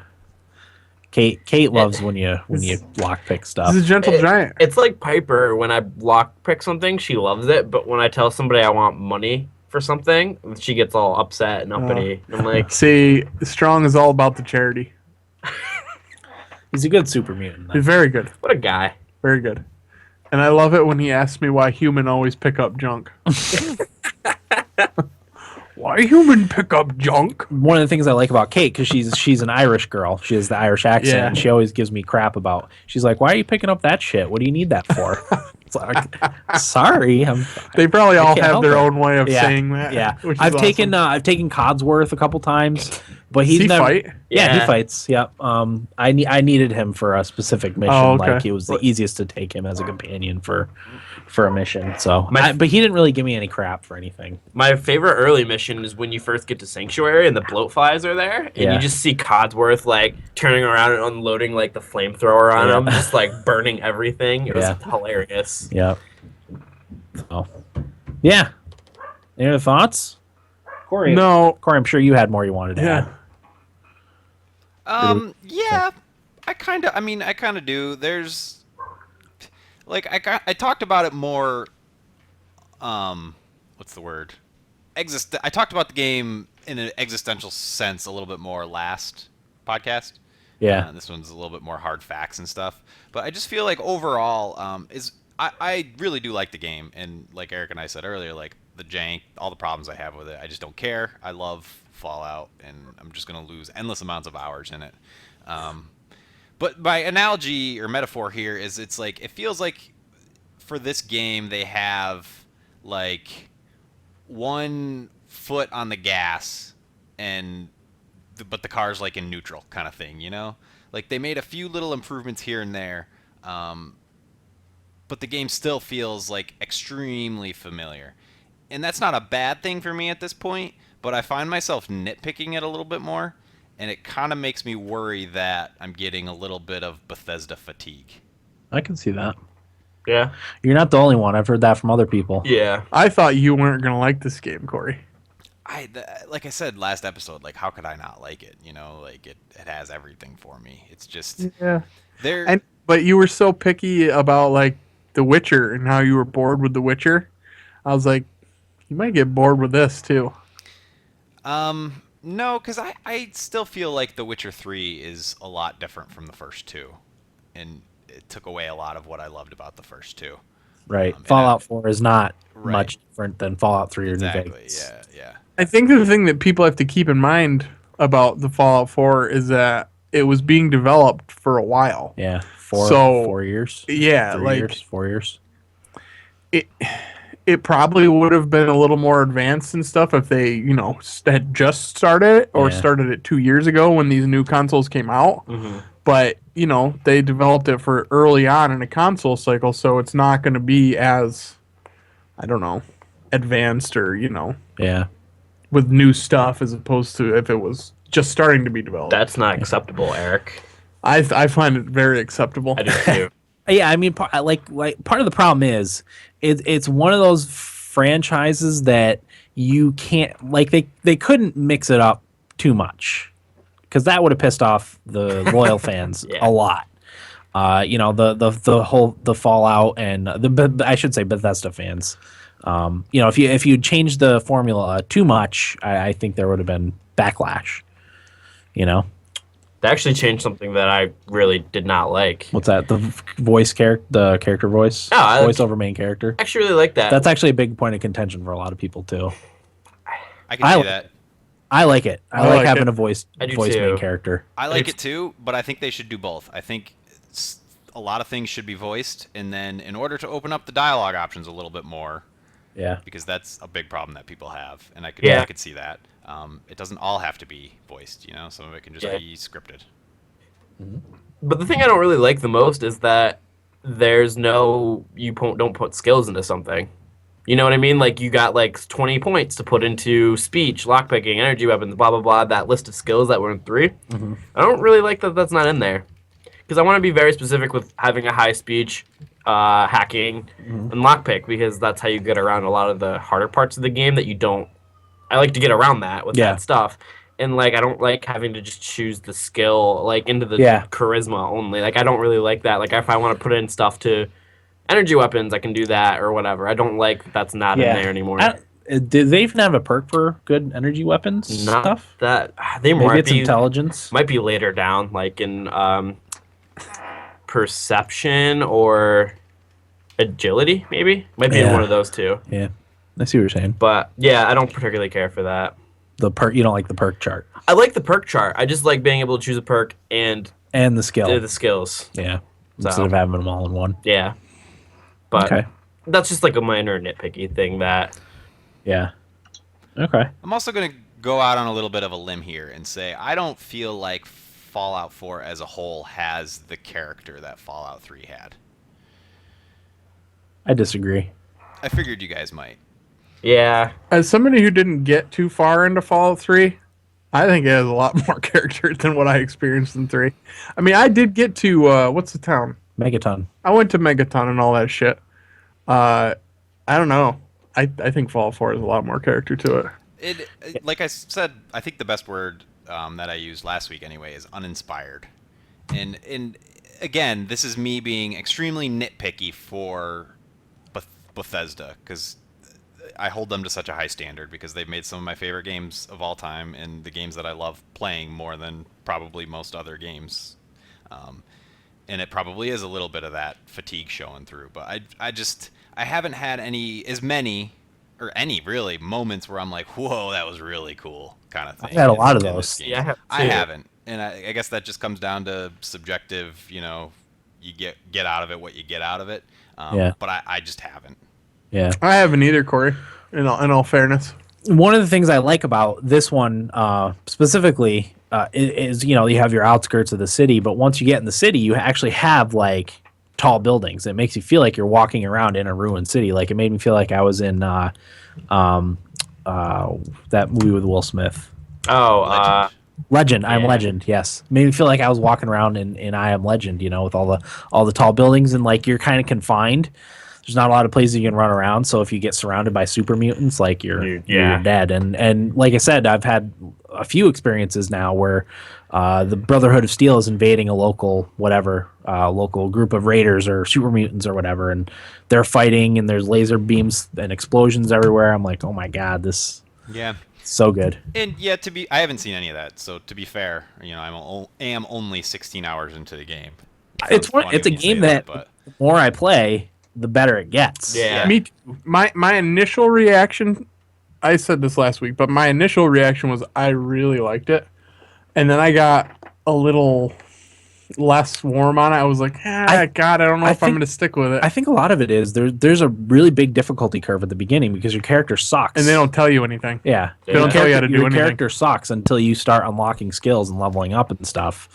Like you can't hit anything with a gun, you're weak, you take 1 or 2 hits and you're dead. Your character just sucks, and it's a slow burn to build up your character to a point where you can actually like live and survive. Yeah, I don't know. I just kind of got But go ahead. Yeah.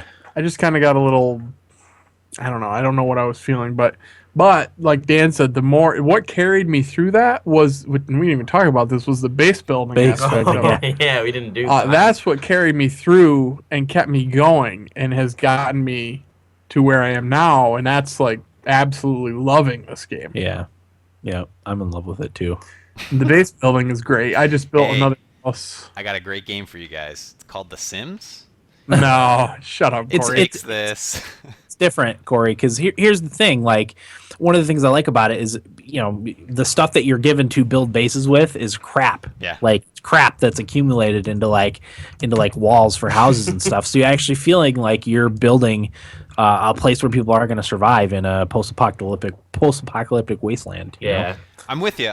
Don't get me wrong. I enjoy that part of it as well. I'm just not going to waste my time on it because I know you guys like get for you it's the enjoyment of actually doing it. I don't really get that as much. I think it's a great feature and I think it will do great things for modders.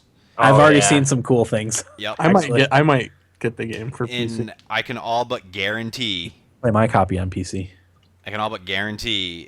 there's going to be DLC focused on it for sure. Oh yeah. Yeah. And I think it's great for that. But at this point in the game, like to me, it's just kind of a waste of time. Right. I'm sort of in with you, Corey, on that. I haven't done too much of it, but I don't know. Maybe that'll change. Oh, I In a love- game chock full of things to do, the settlement building is the last on my list. Oh my God, it's towards the top of mine. But that's the great thing about the yeah. Bethesda games. Yeah, It's like, Oh my. Do whatever. oh my Each their God, own. like when I see that there's a new villager or settler at a settlement You gotta and go they in don't and have give a him a bed. job. Oh my, Or no! give them a job. I immediately am like, God, I have to go fucking build this bed immediately before Yeah. they leave the settlement. Pissed off. Hmm. And then they need more water, and you can assign them to harvesting crops or whatever. And I fucking love that. I had to go defend one of the settlements because I got attacked, and that was great. Strong, and I had to roll strong on them. Pardon the pun, but I love the settlement aspect of it and building. I think it's just great. Yeah, I dig it too. I've kept mine kind of simple, except for my base, the Red Rocket, whatever. I think it's funny you service chose that station. as your station. I don't even know why. Like when I was going into it, like I wanted to make a trading post. So that's kind of the like I have It's a middle, yeah, kinda. Yeah, it's kind of right there. And then you know how they have the pillar in the middle Yeah. that holds up the thing. Like I put a vendor in each thing in there, and then I put like a power generator in there, and I have 2 laser turrets facing out the front because it always gets attacked from like one side. I've from only the had front. one attack, and Yeah, it I've- wasn't at Sanctuary. It was at 10 Penny Bluff or 10 Okay. Pine Bluff, whatever. I've had a few attacks now. That's But the only one. I've got a lot of turrets and defenses set up, so it's usually a fruitless attack. See, the Bluff is the one that I pay the least attention to because there's only 2 people there. Yeah. I'm currently working on getting a power generator Yeah. and a radio beacon up. Yep. So you can get more people in that Yeah, one. yeah. Okay. Have you guys met the Abernathys at their farm yet? Yeah. I went over there. I don't think I talked to them. I have a soft spot for the Abernathys. I like to take care of them. Yeah. That's great. I fucking love that game. Dan, I got a question for you. Yeah, go ahead. Do you, because you're the furthest, and this sort of plays into my lack of character in the game, I think. Do you Yeah. feel like what you've done in the game is you're leaving like a footprint? And I don't mean just by building settlements. I mean like narratively and like as the way the world works. Do you feel like you're leaving a mark? No, but I also haven't really done many missions per se. The only missions that I've done the only place I've done a lot of missions is in Good Neighbor.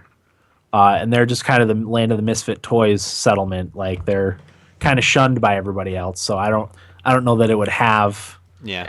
have an impact really on other people. But I think the stuff that's going on with the Brotherhood of Steel is pretty important right now in my game. Yeah. So I think if I had joined them, I think that would have made a big difference. But I'm going to stay kind of neutral. I mean, when you do main story missions, the Diamond City radio guy, like, Travis. I have made a difference on him. yeah, Yes. he talks about like what you did, like Three Dog and 3, Yeah. and then like, doing the Minutemen stuff. Like, I mean, you're capturing settlements to protect them. Yeah. So that sort of is leaving a footprint too. I don't like Travis. I'd change him if I could. There you can. There's On PC. no. There's a mission. Oh. Really? Yeah. There's a whole side mission Dan for got Travis. my gander up. There's a whole side mission. Go to Diamond City and talk to the Russian brothers that run the inn. Oh, And you Start man. the Travis side mission. I just went to the inn for the first time. Yeah. Do that. Yes. That's fun stuff. Travis is a dangus. Yeah, he really is. I might just put a bullet between his eyes. You could do that too. Be done with it. Were you not here last? Were you here last week? Yeah. Well, not for the whole thing. Was it me and you talking about Travis and how he's just so bad, Yeah. but it's kind of funny? Yeah, at I the kind of same wanted time? to listen to him at the same time. Just 'cause See, he was so I bad. tried to take that stance like you guys, and I just was like, Travis fucking blows. I'm with Eric on this one. The music's great, though. Can you kill him? I guess I Just haven't try tried it. Just save it. I'll do it. No, I want Travis You to be just wanna dead in kill- my world. Yeah. Corey, I challenge you to do it brutally with a melee weapon. With a machete. I'll stream it when it happens too. All right. the killing of Travis. No, you know what I'll do? I'll a shock baton him to death. Travesty. Whoa. Hey. I Hey, haven't you're even, nailing the puns today. Yeah, I got 2 good ones tonight. is Travis in Diamond City? Yes, in a he's in a location? trailer. Oh, in a trailer. He's in a trailer in like a little swampy area. How did Okay. I miss that? In Diamond City? Yeah, I just went and talked to him. The city Like- proper.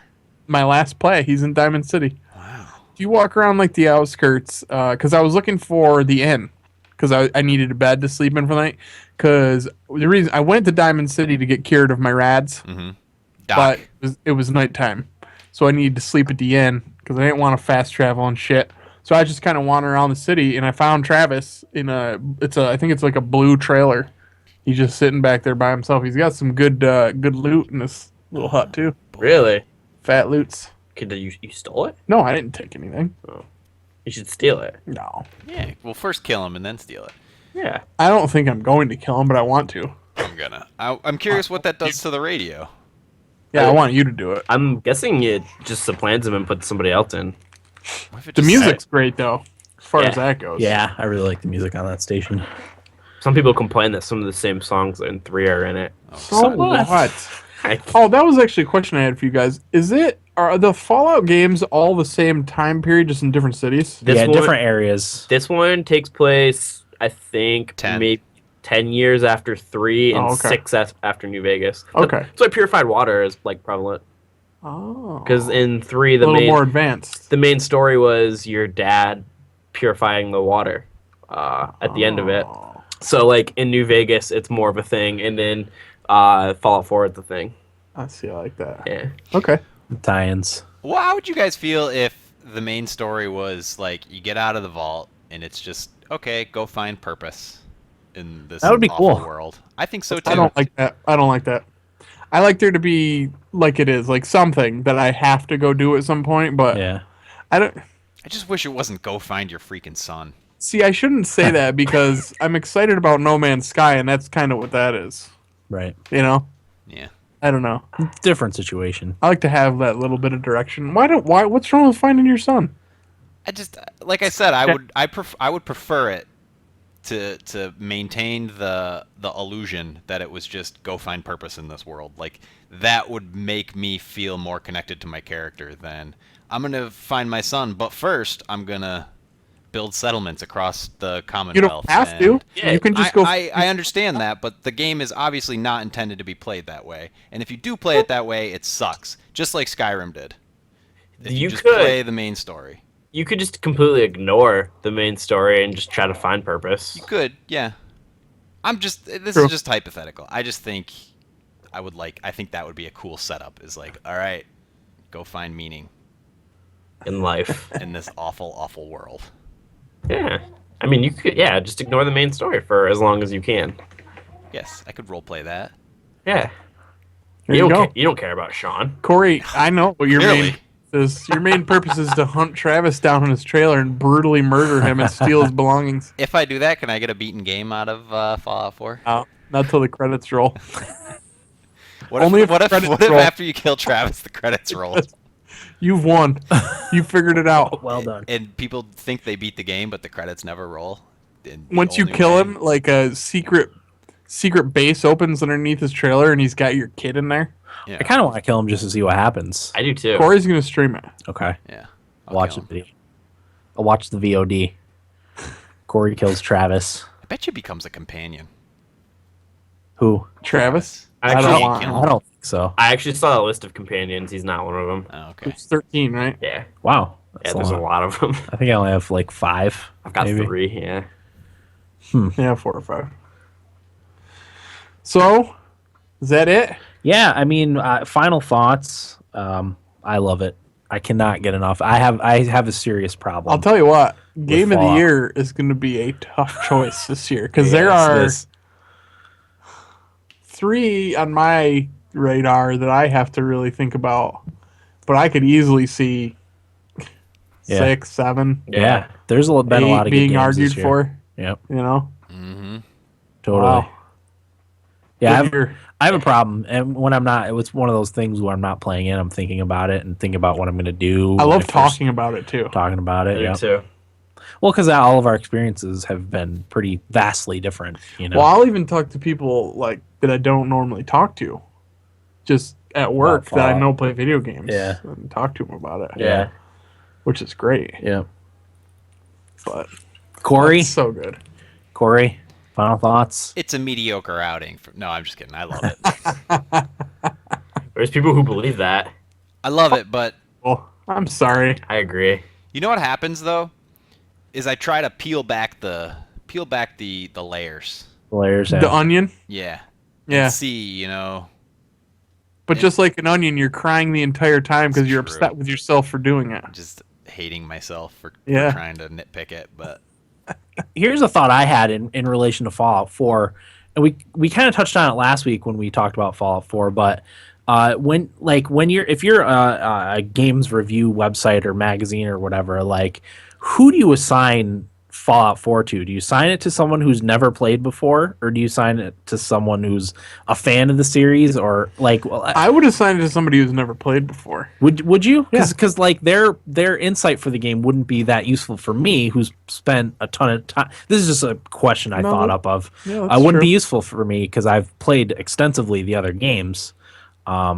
they might not pick up on like the looting thing that I Do talked about both. earlier. That's That's what I came up with ultimately in my head. I'm like, you should probably have someone who has no experience with Fallout and then someone who's very experienced with Fallout do a review. Is it Kotaku or Polygon that will have articles that have blurbs from multiple writers? I think it's Polygon. Had I like 3 that. people playing Yeah. Fallout 4, was it? I kind of like that. Yeah. So they something like that.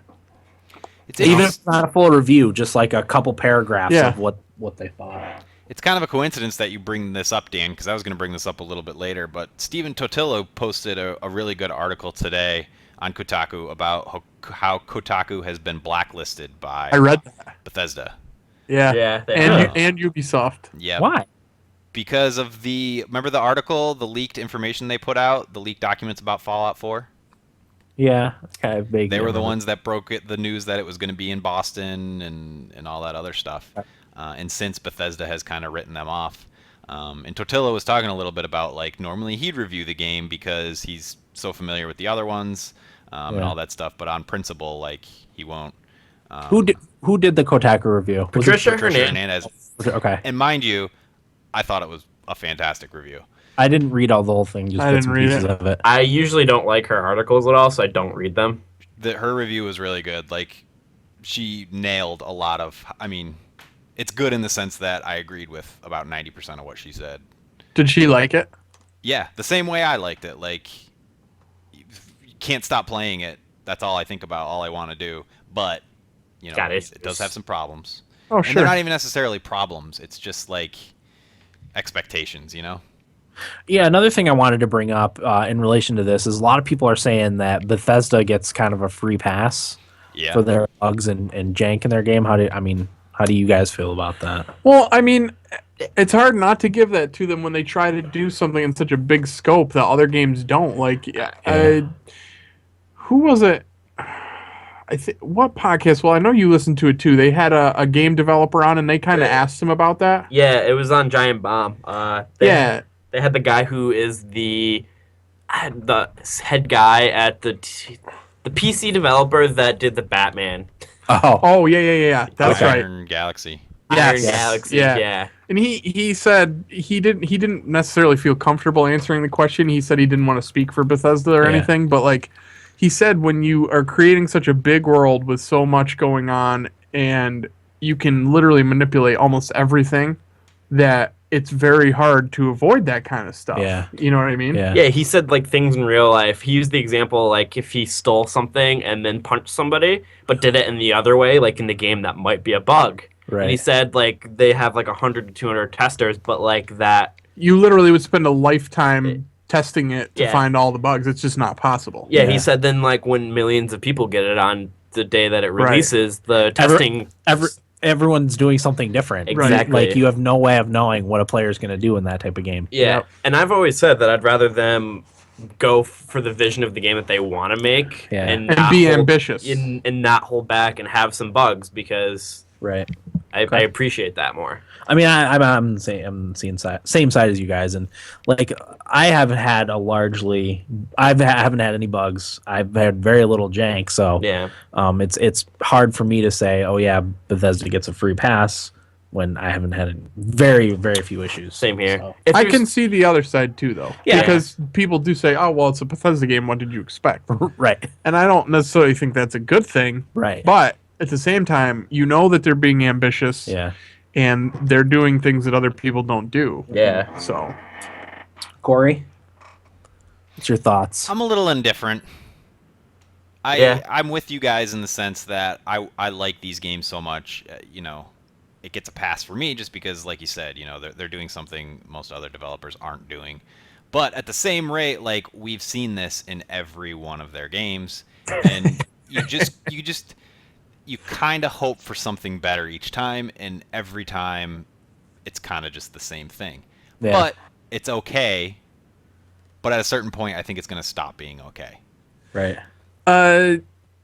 Maybe not. I don't know. like when Skyrim came out, I know that people had a lot of issues with that, with like bugs On and shit. PS3, I had no issues with it. I've been. Was it specifically PS3? It was specifically PS3. A lot of and Okay. we played it on issues. Xbox. I so- did, yeah. Okay. I was the same. Like the only one that I played that I had a lot of trouble with was New Vegas. Yeah. New Vegas was buggy as shit. It's still buggy as shit. Like there's a ton of like if you try to run it vanilla without any mods or anything, it's awful. I didn't realize how loved New Vegas was. Yeah, people love it. Really, like I had no idea because like it wasn't People made. had to love it because it was made by Obsidian. Yeah, I just didn't realize that people loved it so much until Fallout 4 came out and everyone's like, "Now New Vegas is the game." I was like, "What?" Which I don't agree with, but I actually, having tried to play Fallout 3 more recently, like I can't get into that game anymore. New Yeah. Vegas I've is heard way that it more easily No, gotten definitely. to. Yeah, our E3 correspondent John Liga was playing. I think he was playing. He the night of my live stream, he was playing New Vegas on a recommendation from a friend of mine who happens to be his brother-in-law, Tim, who got me my Pip-Boy edition. But he's like, Tim's talked about this game a ton. He's like, I just really can't get into it. But at the same time, he was also watching me play Fallout 4. yeah, And he's like, yeah, it just doesn't hold up. yeah. As compared to Fallout 4. So. I can definitely see that. Whoops. So yeah, I wanted to, because that's been kind of floating around on the interwebs too, that some people have been saying that Bethesda kind of gets a free pass for their bugs and stuff. Their games are just so good. Yeah. Like I said, it's hard for me to take that seriously because I knock on wood. I mean, I don't want to go upstairs and have a ton of problems with it, but it's been great. Yeah. Because I've heard the argument that if this was an Assassin's Creed game, that it would be getting shit on. Yeah. But like, I don't know. There's been a couple good Assassin's Creed games, but Yeah. there's been a lot of really shitty ones, not just because of the bugs, just because they're shitty. Yeah. And Assassin's Creed doesn't have the scale that No, so absolutely not. Pardon the pun. It has all sorts of scaling. I had one today too. Good job, Will. She will. Yeah, I don't know. I don't think they get a free pass. Their games are just that good Yeah. that you can overlook the Yeah. shit. And a lot of it too is minor. Like, some weird physics things happen, like when I shoot someone in the head and the body goes flying. Like, it's just weird physics things. That's It's not lovable, really though. a big deal. It's funny to me, that stuff. Yeah, it doesn't bother. I was trying to take out the guy that was firing mini nukes at me, and then I realized you could shoot him in the fusion core. Oh yeah, Oh Boy, yeah. was that a good feeling. yep. Sniping his fusion core. Oh, how many power armors do you guys have? I think I have 3. One. I have 2. Are you expected to carry around your power armor? No, No, you can just leave you it. park it. Yeah. You can call it to you? No. You have to go get it when you need it. That's stupid. Or why? That's dumb. What do you mean? You have to just leave it and you walk and have to go get it every time you want it? Yeah, you Yeah, can you- fast travel back to it. I parked it at my base. It's set up on the thing, so when I have parts to upgrade it, I upgrade it, and then when I take it out when I need it. How often do you take it out? Not very often. I've only used it used twice. I was gonna say twice in 54 hours or whatever. Yeah. I took it with me for the last story mission I did, just because they kind of built it up that it was going to be a bitch. Combat heavy. I was glad I took it. Yeah. I don't know. I want to be able to blow a whistle and have it show up. That's too easy. Like a horse. You have to earn it. It's like a fine antique car. You don't take it out for everyday drives. Take it out once in a while. For the big parade. Cruise around. Yeah, for the big parade. Cruise around the block. Blow some shit up. And then you Show put it back- off put for back in the Preston. garage. Well, I had Kate carrying a couple pieces of it, and then I carried a couple pieces of it. But then I picked up a hazmat suit, and I was like, I want to be able to have this whenever I want it. Wait, you were just carrying the pieces of the power armor? You jackass. For a while, yeah. Why? Because I thought it was something you were just supposed to have on your person in case you wanted to fight.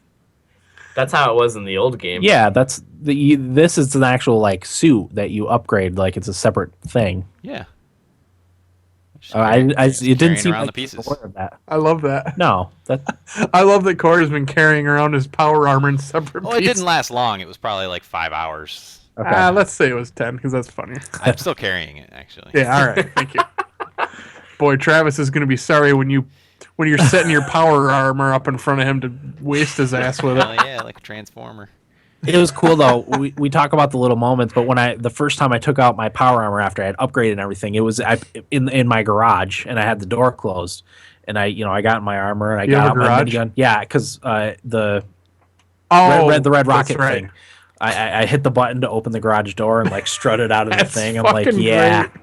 I'm gonna blow some shit up. That is awesome, Dan. It's little moments. What do you have painted on it?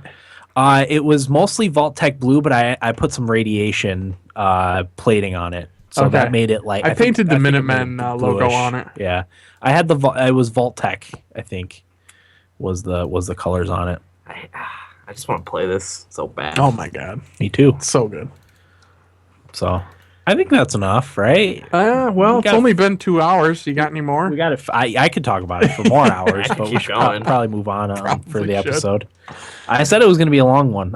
Well, that covers what we played. Yeah, I didn't. I actually do have one other thing to talk about. I played like 3 matches of Splatoon this morning, but that was it. Other than that.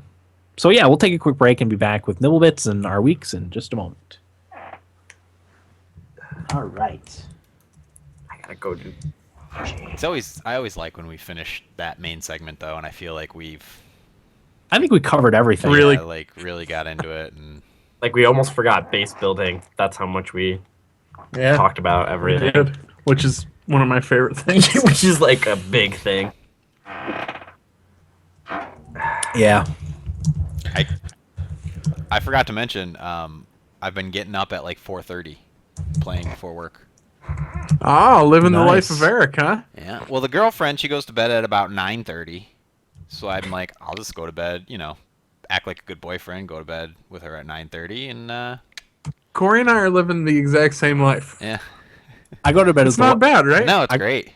I go to bed with the wife too, but it's usually like 1:30 or 2. She stays up that late? Schoolwork. Wow. See, Christy's the opposite. She gets up early Oh, okay. and yeah. does her schoolwork. Yeah, we're not morning people, but she's also got to head right out the door as soon as she gets up. By the way, Corey, when I asked you if you were using my Steam account, I Yeah. got email where like they send you the verification code or whatever. That's And then from when I was at home. I logged into your computer on my account. this happened on like Monday. And then I got another email saying that my password had changed, and I was like, Uh-oh. okay, so I changed it again, and then I got an email. I showed you, Eric, Yeah. that said that somebody from Indiana is trying to access my account, and I'm like, That's not good. yeah, I don't know. It wasn't me. That's weird. Make sure you have 2-factor authentication on your account. Link your cell phone. Yeah.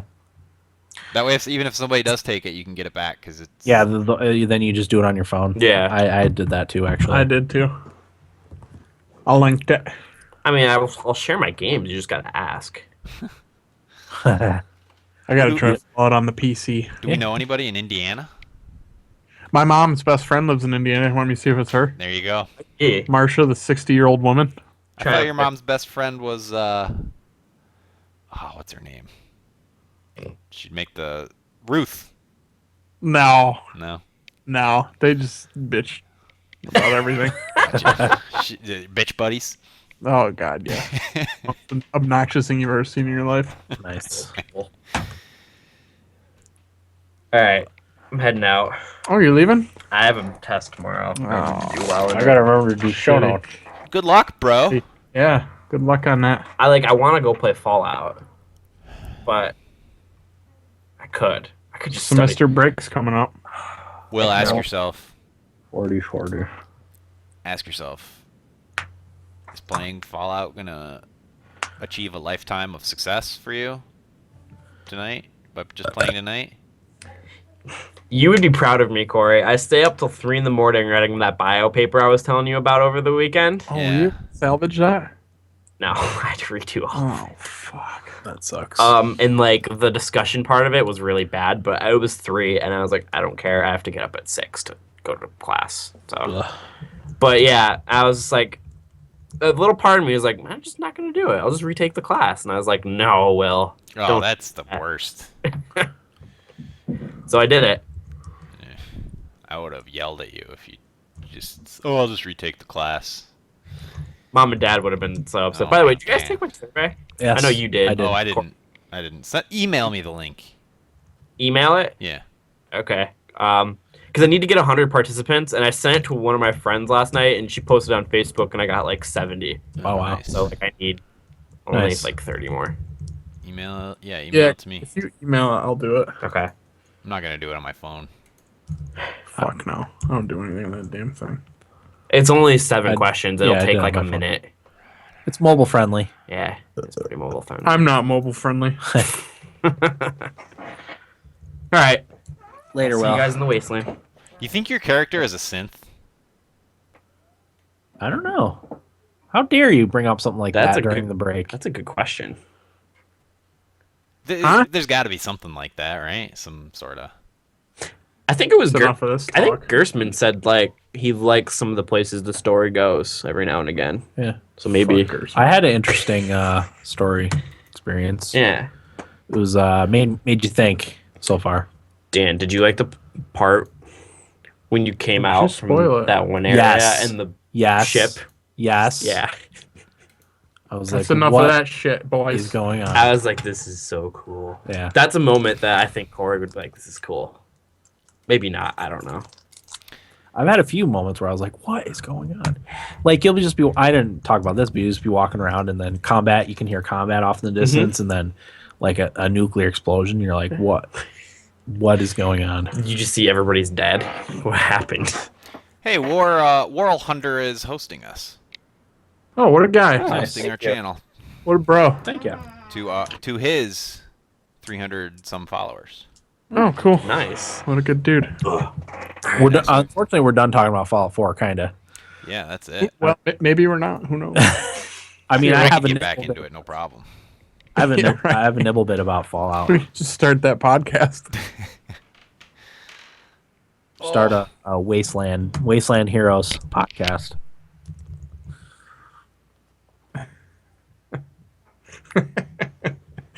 Fearless. We were talking about the new Tomb Raider, and he goes, he'd love to play it, but I don't hate myself enough to buy the 360 version. Yeah. Oh, Valerie played HOTS. First time? Yeah, I think she left, though. I wanted to talk to her about it. Shit, I didn't see it. Shit. Wonder how that went. Yeah, I can't wait for the new Tomb Raider to come out on Steam. I'm very excited. Very excited. Reinhardt. He's playing good. Yeah, Will and I are going to split it. I want to see their Black Friday deals before. Starts tomorrow. Their deals do. Nice. Shall we?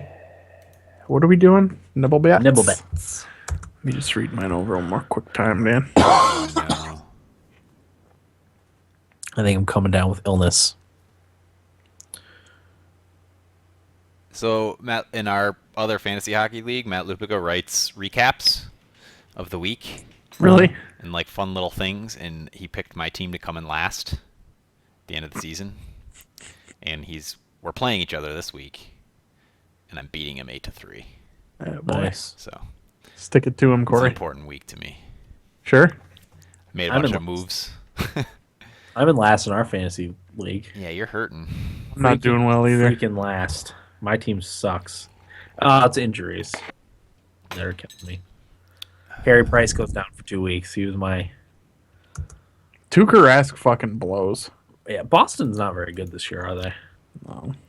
No, they're terrible. All right, shall we? Here we go. 5, 4, 3, 2, 1. Welcome back, everybody. Episode 226 of the Thumbstick Athletes podcast. We are now in our Nibblebits segment. Corey, we're going to start with you. What do you got for Nibblebits? YouTube has vowed to do a better job of defending fair use in its users' videos. I'll believe it when I see it. They're calling it fair use protection. They put a blog post. Google put a blog post up about it today. I read Patrick Klepek's coverage of it on Kotaku, and he pulled out this quote from the blog post that says, "We're doing this because we recognize that creators can be intimidated by the DMCA's counter notification process and the potential for litigation that comes with it. While we can't offer legal protection to every video creator, or even every video that has a strong fair use defense, we'll continue to resist legally unsupported DMCA takedowns as part of our normal processes. We believe even the small number of videos we are able to protect will make a positive impact on the entire YouTube ecosystem, ensuring YouTube remains a place where creativity and expression can be rewarded." That all sounds good on paper. I guess they even set aside I can't remember the exact amount of money, but a larger amount of money for legal defense if it comes to that. But I think for the regular Joe Schmo, this doesn't mean anything. I think it means stuff for the content creators like your PewDiePies and your other Probably big hitters stars that do get hit with these fair or takedown notices or whatever. Those are the people that will get defended, and maybe it will have sort of a trickle down effect. Who knows? Hopefully. I think the saving grace in that sense is that the places issuing these takedown notices probably don't have a great understanding of how the internet works. No, I think a lot of it too is like because we've had a few a few of our videos flagged. A lot of people won't go through the hassle of fighting it. Yeah, like we did, and I just took down our video. The most recent one was mine and Eric's FIFA video that got flagged because of the stupid music on it, the stupid menu music. Mm-hmm. I wasn't gonna fight it or argue it, I don't Even know. though it is arguably fair use. I mean, you guys were discussing the game and its systems, and It was menu music in the game, and it was the music company for whatever one song it was that filed the problem, which I don't know. I think that's fair use, don't you? probably. I mean, yeah, it is, but they probably don't see it as that. It's in the game though, like. Yeah, but they don't know that. Oh, I know. Like it's automated. Well, that's the problem with it is it's automated, and it does blanket takedowns, and people don't want to fight them because you're not going to win. Yeah. Yeah. It's frustrating. Yeah, so I think this is a good it's a good step. A good move, yeah. And something needs to be done. And at the very least, they're responding to people's complaints about that particular issue. Yep. They're aware of it at the very least, And who better to fight it than Google? Right. Because it's not going to be Apple, It's not going to be Amazon. Ooh. All right. PS4, the PS4 re-release of Heavy Rain, not Heavy Rain. Beyond Two Souls comes out next week. Surprise, surprise. I don't think anybody saw that coming. $30, has enhanced graphics. When you make certain decisions, you can see the comparison breakdown among other users. I always liked that in the Walking Dead games. Oh, that's in there? Yes. Also includes the Enhanced Experiments DLC. I don't know anything about that. And the thing that jumped out at me is the ability to play the game in chronological order. What do you think of that, Eric? That's kind of cool. I don't know. That game's not very good. Yeah, I know you didn't care for it, and I was wondering if that would help. Maybe. I don't know. Yeah, because the jumping around, it was kind of weird. Mm-hmm. I remember you specifically saying something about that when we did our episode on it. It was all over the place. I didn't really understand why they did that, but I don't know. It might help, but I'm certainly not going to put myself through it again. Yeah. Do you think I should play it as someone who really enjoyed Heavy Rain as well as you? Yeah. I think I said at the time that even though I didn't like it, that people should play it just because it's something different. Yeah. But it's not a game. It's not. It's a movie, really. I don't know. Not a very good one. When's it coming to PLC? Yeah, PLC. Jeez, PC. It won't. I don't think. Not that one. No, never. It's unfortunate.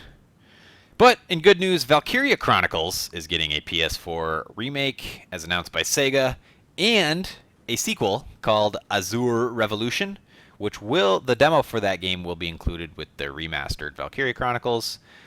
No word on a Western release for that, though, unless you guys saw something I didn't. Oh, no. Okay. I think the reporting I saw was from Silicon Era, but it was announced by Sega. And apparently, no, they didn't mention anything about Western release. I'm sure it'll make its way. I think so. Yeah, I think Japan was relatively surprised by how well Valkyria Chronicles did here. It's a great game. Yeah, it is. We're fans of it over here, so it's exciting to finally get the sequel, I guess. I know there's been three games. Yeah, but they were PS Vita. Yeah. There was a PSP and maybe PS Vita exclusive ones, Yeah. or were they both PSP? Maybe. I think one was PSP, one was PS Vita. I don't know. Anyway, they weren't on console, but now we're gonna get a console sequel. So I'm excited Now for you're that. going to get a PS4, Corey. Hopefully, it comes to PC. Although, as I said, my computer is starting to show its age, so maybe it is time to switch over to console. You're just a ragged mess. I know it. This is getting bad. More good news, though. Disgaea is coming to PC. The first Disgaea came out on PS2. I believe our good buddy Jared played it. But it's been a series I've had my eye on since it came out in forever ago. I know Will Exact year. gave some thought to buying the new one. Yeah. I don't think he did, though. Yeah, I've always wanted to play it because it has that sort of Final Fantasy Tactics strategic Yeah. RPG. This one is crazy with the stats and everything, though. Like, they encourage you to level up your guy to level 99 and do 9,999 damage. Like, I don't know. It's just silly with that kind of stuff. But it's coming out for PC February 2016, including new user interface and map graphics. So a little bit of a facelift. I'll probably get it for sure. I'm buying it, no doubt. Yeah. I've been wanting to play that series like you, Corey, for a very long time. You go, now you don't have to get it, Corey. Yes. God bless family sharing. Dan, you have to reauthorize me, though. Once we're done playing Fallout, I'll reauthorize you. Yep. And my last bit of nibbles, Nintendo is holding a Black Friday eShop sale that will run from November 25th to December 2nd. They're saying that their quote-unquote best reviewed games will be up to 50% off. Wow. And I know in the past a Nintendo sale doesn't mean much, but I have a feeling, just based on the types of things Nintendo has done recently to harbor some goodwill, I have a feeling this one's going to be worth it.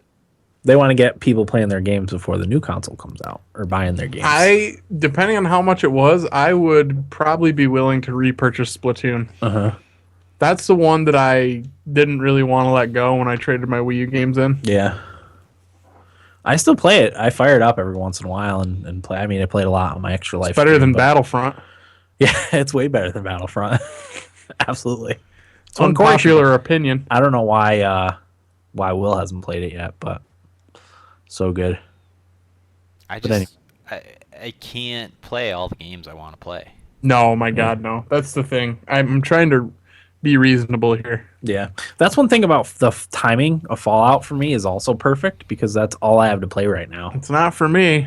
Yeah. Some of us have to review Call of Duty Black Ops 3, Dan. Sorry, man. Hey, you don't have That's- to. It's my fault for buying it. You said you weren't going to buy it. No, I didn't. Are you sure? I probably did say that last. I think you and Will say it every year. I'm like, because every time you say it, I laugh, and then you're like, you know what? Shut up, Corey. I think that Will was the big proponent of this past year saying he wasn't going to get it. Yeah. Mm. I don't think I was quite as bad. Once you played the beta, Once I though, played the beta, I Yeah. said that I might get it. yeah. Yeah. Yeah. That's all I have. Okay. I will go next. So, also in Fallout 4 news, Bethesda announced that they shipped 12 million copies of Fallout 4 worldwide in one day. No word on how many were actually sold to consumers, but that's still a ton of copies, obviously. In comparison, Skyrim shipped 7 million copies to retailers in 48 hours. So, already quite a bit better selling than Skyrim was. So, And even more impressive to me is that it's outsold Call of Duty. Did it outsell or outship? Assumed outsold. Maybe. Because I don't think they have the exact sale numbers on Call of Duty either. I think they're just comparing the ship numbers. it takes a little while for them Yeah. to get all the numbers. I saw the headline and just like read the first paragraph that Fallout 4 is now the best-selling game in 2015. Yeah. Cool. Sounds good. The nominees for this year's Game Awards have been announced. Not really any surprises on the list, so I'm not going to go down the whole list. I will, however, read Game of the Year nominees for this year's Jeff Keighley Game Awards. So the first nominee, Bloodborne, PS4, obviously. Second Well nominee, deserved. Fallout 4. Well deserved. Third nominee, Metal Gear Solid 5, The Phantom Pain. Well deserved. I really liked it. The fourth nominee, Super Mario Maker. That Well was kind deserved. of to me. No, get out of here, Corey. Get the Oh. fuck We're gonna have a huge argument at Get Game of the Year awards. out of here. It's fine. It happens every year. Brilliant game. It's part Yeah, of, it is, but it's certainly not fucking game of the year. I totally disagree. My God. and then the last one, The Witcher 3 Wild Hunt, Eh. is on the list. Eh. So those are the 5 Game of the Year There's nominees. one big omission there, but we'll save that for ours. Yeah. The important game of the year show. Oh yeah. There's The a couple most- big omissions. There's 3 big omissions in my opinion. What we don't have to discuss them, but what are they? Well, Rocket League. Obviously, I still feel like HOTS is a contender. I'm gonna disagree. And then there's one more I can't think of right now. I know there is because I made the mental. Pillars of Eternity. No, I made the mental list in my head, and I forget. It would have been something for early in the I year, have to right? go. Yeah, I have to go back. Smite? And, huh? Dying Light. Smite? Dying Light. Dying Light, the one with the zombies. Dying Light. Oh yeah, that old thing. That came out in like January. I do quite like Dying Light. It's a good one. It's You remember what it was, it's- Corey? it's unfortunate. No, I can't think of it. It might have been Dying Light. I have to look at my list. Yeah. But it's unfortunate though that like a game like Dying Light comes out in a year with all these other great games. Because while I don't think Dying Light isn't Game of the Year winner material, I definitely think it could be part of the conversation in If it past come- years. If it had come out last year, Yeah. it would have been at least in the conversation, I think. Yep. That's how strongly I feel about the types of things that game did. Yeah, agreed. Yeah, so that other than that, like I said, there's not a ton of surprises on there. Pretty much like if you said the category best RPG, you could probably guess what's on the list. So Yeah. it was all pretty straightforward, which I mean I guess is a good thing in a way. And then my last nibble bit, prior to launch, Nintendo's offered up some free DLC packs for Xenoblade Chronicles X that improve the graphics and speed up load times. The reason is the world's too darn big to fit on the standard disc. Too much going on. The DLC packs will take up a whopping 10 gigabytes of space on your hard drive, so make sure you have the space.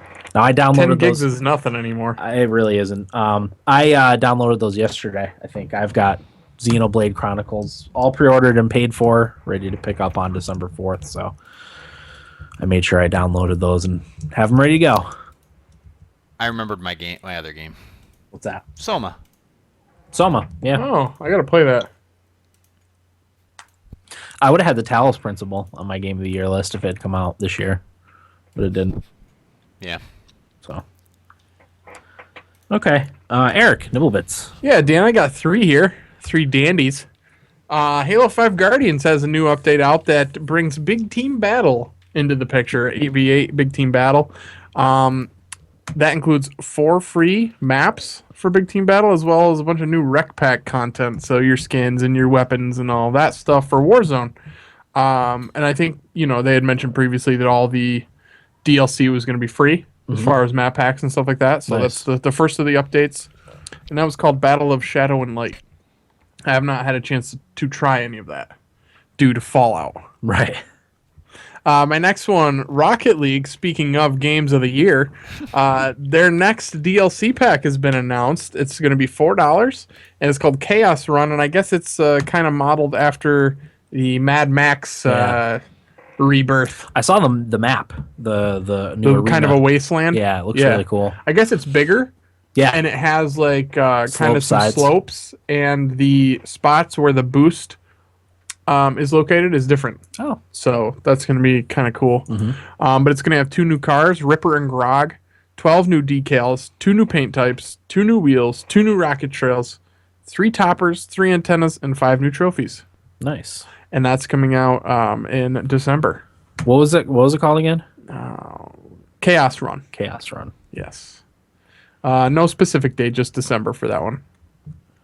And my last one, for those that did not get to play the Rainbow Six closed beta, I think that it must have been a closed beta. Yeah, it was was. it? We got codes. Someone sent us codes. Jake did. Jake did. Yep. That's right. Yeah, I played it. For those that didn't get to, there's going to be an open beta for PC, Xbox One, and PS4 starting November 25th, going through the 29th. You can preload on the 23rd. highly recommend you do so because that game is fucking awesome. Yeah, I'm gonna try it. Oh, I will definitely play it with you. Okay. I'll download it for PC because Sounds good. God, playing that is the game. If I could pick any game this year to play with friends, it's that one. Okay. Oh, so good. Even over Rocket League? Ooh, maybe not. It's so different. Yeah, it really is. Shooters. Shooters. Gotcha. Shooter wise. Okay. Yes. That's fair. That's it for my double bits. All right. How's your week, Eric? My week? Yeah. It was good, Dan. I actually have a couple of things to talk about, which is different. So as people that listen to us know, I'm getting married in February. So my fiance had her bridal shower the same day that the guys and I went and got fitted for tuxes. Which went great, by the way. Yeah, it was smooth. It was actually turned out to be kind of funny. Yeah, because it was. The most unprofessional person I've ever met in my life works there. Yeah. At Men's Warehouse. Lucky for him that we don't really give a shit. No, they could have lost customers. Oh my God. If we weren't who we were. Oh my God, yes. He was talking about drugs. Yeah. Transgendered children. Any hot topic thing that could turn somebody off is what he was bringing up, like very loosely. Mm. And the girl that was working with him, you could tell, like, hates him. Yeah. Oh, yeah. Just fucking hates him. And I could see why. Yeah, you could definitely see why. I could totally see why. But that was, I probably would hate him if I oh worked my with him. God. He was fine for us in very small What doses. a tool. Yeah. So that was really funny. So on top of that, that night we all went out for some drinks. Corey and I stayed out a little bit later than Dan did. But Corey, you remember we started at one bar, decided we were going to go to an old stomping ground bar in Binghamton that has a jukebox. Now, I got pretty drunk. We had a driver, so Tyler was driving us around. I didn't realize quite how drunk I was. So we stopped at the liquor store because a couple of the girls we were with asked us to get Fireball and rum chata to mix together. So we stopped at the liquor store, got that. Then we went to the ATM because the bar we were going to had a jukebox, and we wanted to play some of our own music. So we went to the ATM to get some cash out, whatever. So Corey took some money out. I grabbed some money. All right, so we get to the bar. I didn't spend any of that money because Corey was nice enough to buy me a couple drinks. We got a couple of whiskey shooters that I think put me over the edge. Oh, yeah. So long story short, I didn't spend any of that money I took out. $60 is what I had planned to take out of the ATM. Didn't spend a nickel of it. So the next morning, usually when I get really drunk, I will go home, I'll have some greasy food, and I'll have a couple of pints of water. Yeah. I didn't do either of those things. So I felt like death the next morning. And if you don't prep for the hangover. Oh, God, it was terrible.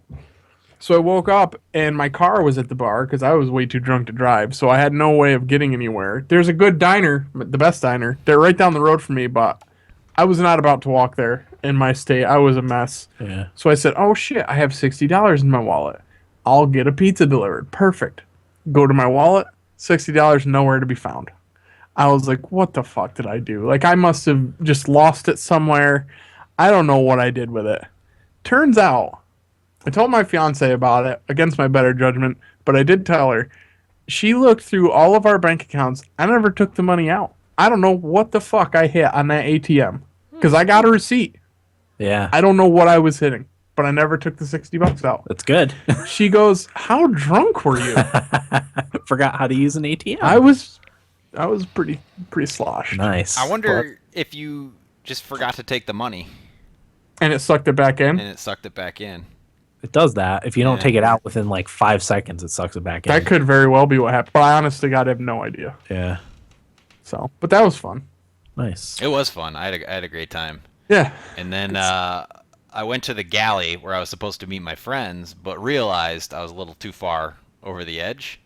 Yeah. So I was waiting for him, and I was like a quarter of the way through a beer, and I was like, Will, you want to come and get me? So Will picked me up. We got Taco Bell. I puked on the side of the road, and then we ate our Taco Bell. Nice. It was a I good thought night. I was going to Ralph, but I ended up not. It's probably good I did. Yeah. I thought about making myself just to feel better, Yeah. but I didn't. God, it's a good thing I didn't have to work in the morning. I worked that night, but well, there's no way. Yeah. I was hurting. I was a hurting unit. It was the Dewar's whiskey, Corey. Oh yeah. Remember, that's what we got. Man. We Yeah. got the shooters of the Dewar's honey. Yeah. Oh my God, that was awful. It was terrible. Dan, it was so bad. Man. Oh, just thinking about it. Oh. But that's it for my week. Okay. Corey, what do you got? I don't think I have anything other than the events of the weekend. What? All right. Kind of the same stuff. Yeah. Taco Bell.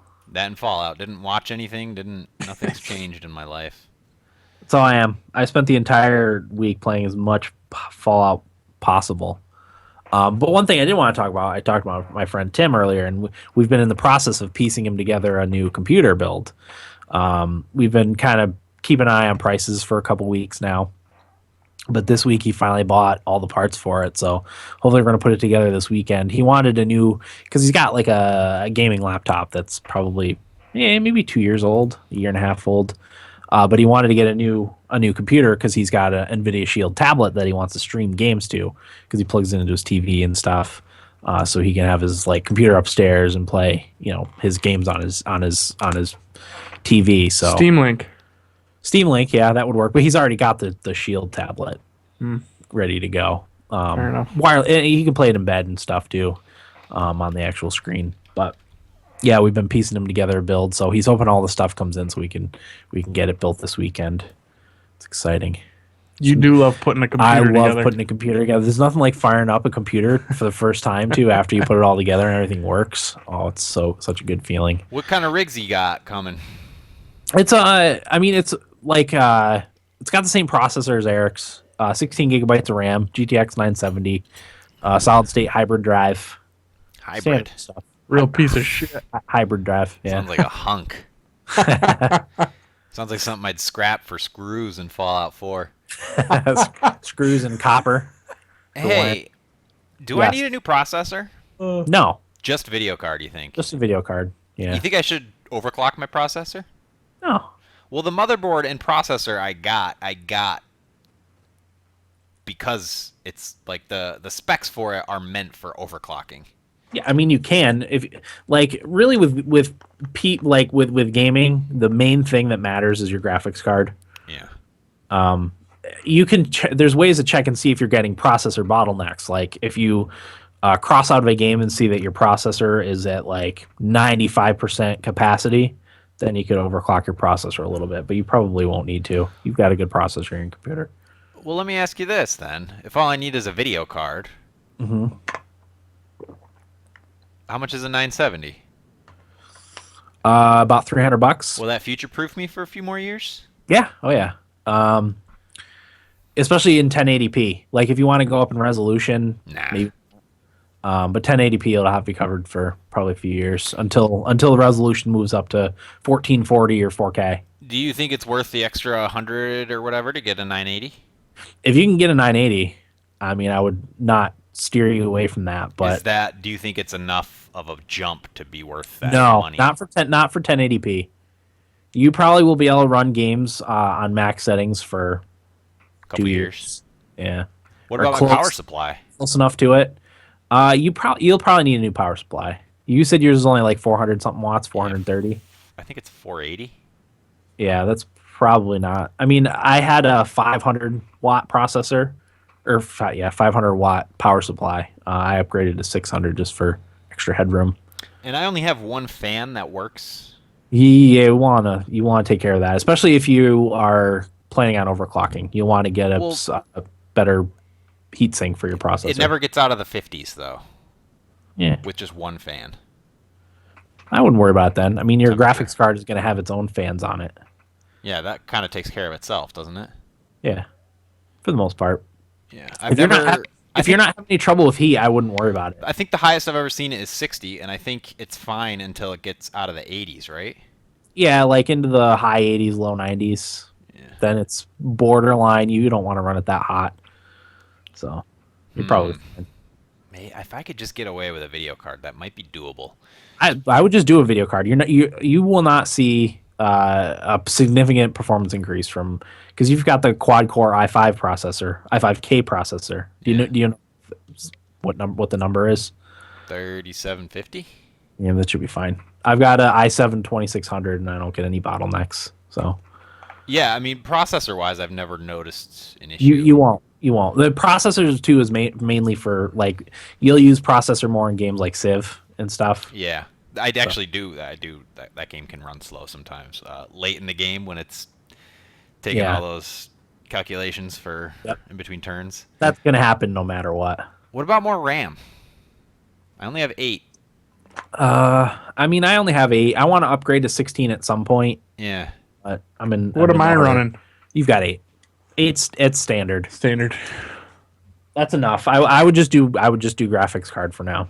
You'll notice a huge difference. I don't know how much money I have left on my Amazon after all my trade-ins. Maybe like $100, and then if I trade in my Wii U, Ooh, Mario Maker, that'd probably get me up to your game of the year. Close to 200. You don't think I'll get another 100 for a Wii U and Mario Maker? Yeah. Oh, I was saying close to 200, but it wouldn't be. It would be, you would have a little over 200, probably.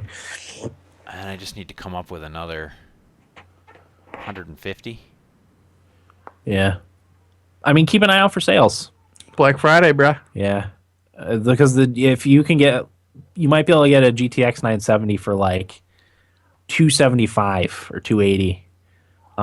Like I said, when we were keeping an eye on Tim's and it was like 328 or 330, but yesterday it was on sale for 299, and it came with Assassin's Creed for free too. So the new one.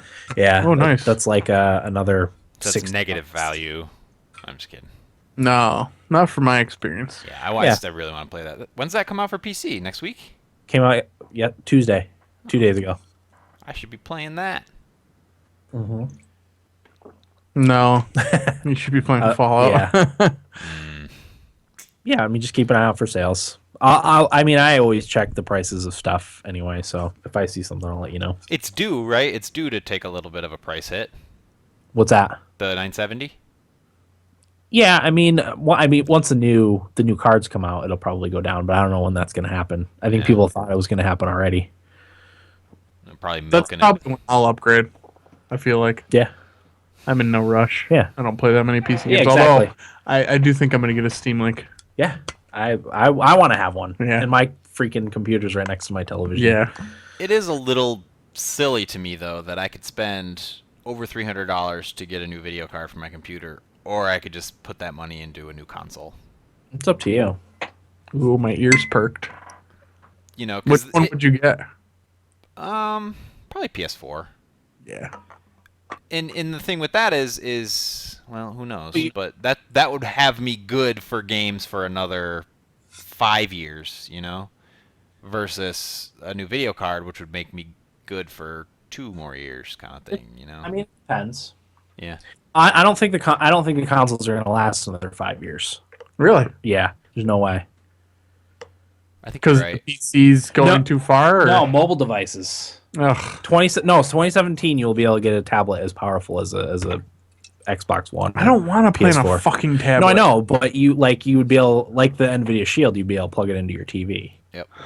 I like having my damn console. I'm with you. I like having my devices separate, but Well, you could always leave your power will be Nintendo NX next to your TV if you want. I don't know what's Like going a to happen. console. Rather than taking it on the go with you. I hate it. Yeah, the mobile video processing chips are like growing exponentially, like really fast. And I didn't believe that at first either, but you're starting to see like the gap really closing fast now. That's where all the innovation is. I bet you by the end of 2017 you'll be able to see like tablets. I believe it. Yeah. That's where the money is, you know? That's why. That's exactly right. Yeah. So, Fair enough. What are we on to? was it my turn for my week? Yeah. Oh yeah, I was talking about Tim's computer. That's right. We got totally sidetracked there. So yeah, hopefully everything comes and I can help him put it together this weekend. I always have a lot of fun doing that. I don't know if I've talked about this, but I kind of build computers as like a side job. One of my friends has a business that he builds stock computers. So whenever he gets an order, I put together the computer, and so that's kind of my employment now too. But I love doing it. It's a lot of fun, especially when you help a friend put together a computer. So good. Yeah. Like I said, when you first fire it up and all the fans come on and the belt, like, love it. It's delicious. I think that's everything for my week, though. Yeah, just Fallout 4. Really. Should we get into what we played? Yeah. I think the only one with anything to talk about is you, Eric. Or did you play anything, Corey? Hearthstone, but Stone? Nothing to... the League of Explorers, which I quite like. It's a lot of fun. They did a great job with this adventure, but that's all I have to say about that. Gotcha. All right. Take it away, Eric. What do you got? Well, I'll talk about a couple things. The new Xbox One experience is out. I'm interested to hear your thoughts on the... I like it. Better? Yeah, it's better. I haven't joined a party since. There's really only one. No, that's not true. Wait. That is definitely true. There's really only one guy I party with frequently, Jeff, and we haven't played FIFA in a while. We're both playing Fallout. So I can't speak to those times as far as, getting into a party and how janky it is compared to what it used to be. The new layout is interesting. I didn't like it at first, but I think I do like it now. It does feel a little bit faster. I do like if you go all the way left, now like all of your stuff like messages, friends, party, achievements, all that shit is in one nice streamlined menu that's not intrusive, and it's just a good placement for it. It's not an eyesore like the old menus were. No, they were really like an eyesore. Like it hurt to look at the main Xbox One home screen. Yeah, it was bad. But it is definitely better. Yeah. I like the setup of it. Got a nice new background, a nice Fallout themed one. It's nice. really good looking. But no, I mean it's better. Yeah. On top of it's faster. I don't know if because I don't think I talked about this. I said that I was going to, but I did upgrade to the Elite console, so that is a little faster anyway. It's got a hybrid drive in it. Right. So I don't know if that has anything to do with it, but it does feel a little smoother. It's not quite as clunky, which is nice. Yeah. The store is an upgrade, but my God, anything would have been compared to what they had. Yeah. But no, I like it. The Elite controller. Yeah. That's next. I don't think I was gonna say I don't think you've talked about it yet. No, have you? that's next. Okay. So like I said, I did upgrade to the Elite console. I traded in my old Xbox, my day one, with all of my Wii U games, which is a little depressing, but I felt like it was the right thing to do at the time. Yeah. And I still do. Yeah. I also traded in The Witcher 3 and Metal Gear 5. Both games that I would look to repurchase in the near When future. there's a sale or something. I just felt like this was a good time for me to upgrade to the Elite console with a bigger hard drive, and the Elite controller was the one thing I was really interested in. Plus, it came with a free game. Yeah. It was a really great deal. And there was really three deals that all lined up at the same time, so I just could not say no to it. But the Elite controller is awesome. Yeah. I meant to bring it. That's okay. And I Maybe fucking next week. forgot. Yeah. It's really nice. It's heavy. It's hefty. Like it feels really well put together. As far as the paddles go on the back, that's kind of hard to get used to. Yeah. Do you envision yourself using those for anything? Yeah, I use it for Halo and I use it for whatchamacallit. You know what? Call of Duty. They're a lot more accessible because when for example when you're playing Halo, like you would have to take your thumb off the aiming stick to like do certain things. To reload. You can switch weapons. You can map those onto the which bumpers. is what I did. Okay. I mapped the right what are they called? Bumper? Paddles. Paddle. Yeah, paddle. I mapped paddle the right buttons. paddles to reload and the left paddles to weapon switch. And it was funny because it didn't take me that long to get used to that. Not as long as you'd think, No, right? and then when for whatever reason, I booted it up with my regular Xbox One controller, and I didn't have the paddles, I found myself trying to hit the paddles. Oh, like so immediately, my you brain had already switched. You had already had the muscle memory down. Yeah, so Nice. It's kind of cool. It's just you do hit it on accident fairly frequently, which is a little frustrating. Right. But I think it's something that I could get used to. You don't have to have all four of the paddles on at the same time. Right. So, Yeah, you can take. Yeah, they're like magnetic, right? You can They are. pull them out. yeah, all the thumbsticks, the D-pad, and the paddles are all metal and they're magnetic. So that's how they all attach, and they come out in very easily. But they certainly don't feel flimsy by No, any they means. click in nicely. I've seen Yeah. a few like video reviews for the Yeah. for the controller. It clicks in, so it's like in there solidly. Yep. You're not going to just tip your controller over and have it fall Yep. out. No, not at all. It came with 3 different sets of thumbsticks, 2 different D-pads, and the 4 paddles. So it's really nice. So it's a really freaking nice controller. Yeah. I was very very tickled when I saw that. Yeah. Like at first I was like $150 for a controller, but people like the customization of it. You know, like it's Like if they do release, I think they're planning on like different parts. game specific, like Gears of War customizable thumbsticks Yeah. or D-pad or whatever. I would definitely be interested in buying that stuff. I think that's really cool. Yep. But no, the controller's fantastic. Nice. It's great. I don't know. I really like both the PS4 and the Xbox One controllers a lot. Yeah. They're both really good. So I don't know which one I like better. I would have never spent $150 on a controller No, though. if you didn't get it as part of the bundle. No. One of the Fuck things no. too is a lot of people are talking about like accessibility with like having it be a good accessible controller because of the paddle things. Like it's good for people with like whatever physical deformities and stuff. Yeah. They can manipulate the controller to their liking. So Actually, I have a friend who has one arm, yeah, who's a video gamer, and I was telling a mutual friend of ours about the controller, and he's like, "Oh, I should tell yeah, our friend about that. It sounds like something he could probably use." So yeah, because then he could get used to the extra buttons on the Yep. on the because you back can and- re-customize everything on there. There's actually an app, and you can save up to 2 settings, for and you can different name games. them whatever you want. I actually made one for Forza 6. That's the free game I got with it.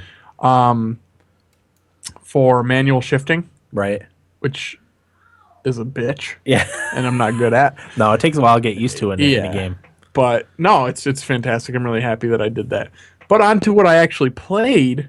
Via EA Access, I was able to play the full Battlefront game. I think I probably played for an hour, maybe 2.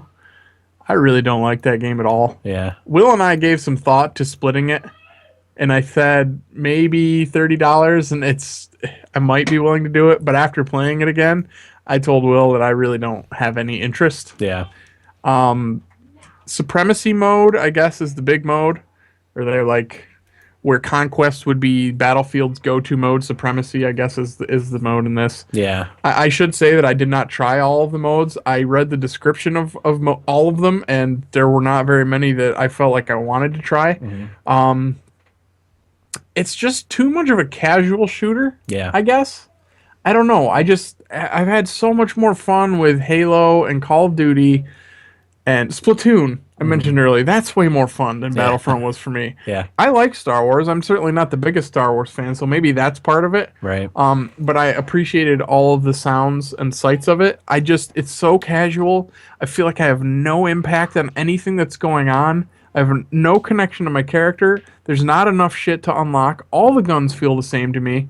Like, I just honestly can't believe people like it. Yeah. I really can't. It just feels like such a shallow piece of shit to me. Yeah. And then on top of that, you take the $60 package that you get with the 9 game modes or whatever it is, and it comes with 13 maps, which is fine, whatever.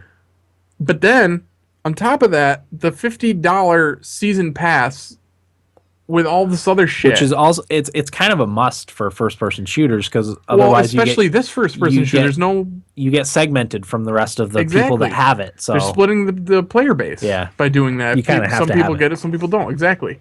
It's just like such a fucking money grab. And I don't know, you end up spending $110, $120 for this game, and like it's just such a casual experience to me, and there's so many better games out right now. Yeah. Like so many better games. And it blows my mind how anybody would want to be playing this game right now. Yeah. It blows my mind. I can't imagine a space where that's possible. Even for Star Wars fans, like, what's in it for them? Yeah, I don't know. And all the podcasts I'm listening to talk about this game, they're liking it and saying it's such a great service to the fans, and I'm just like, what?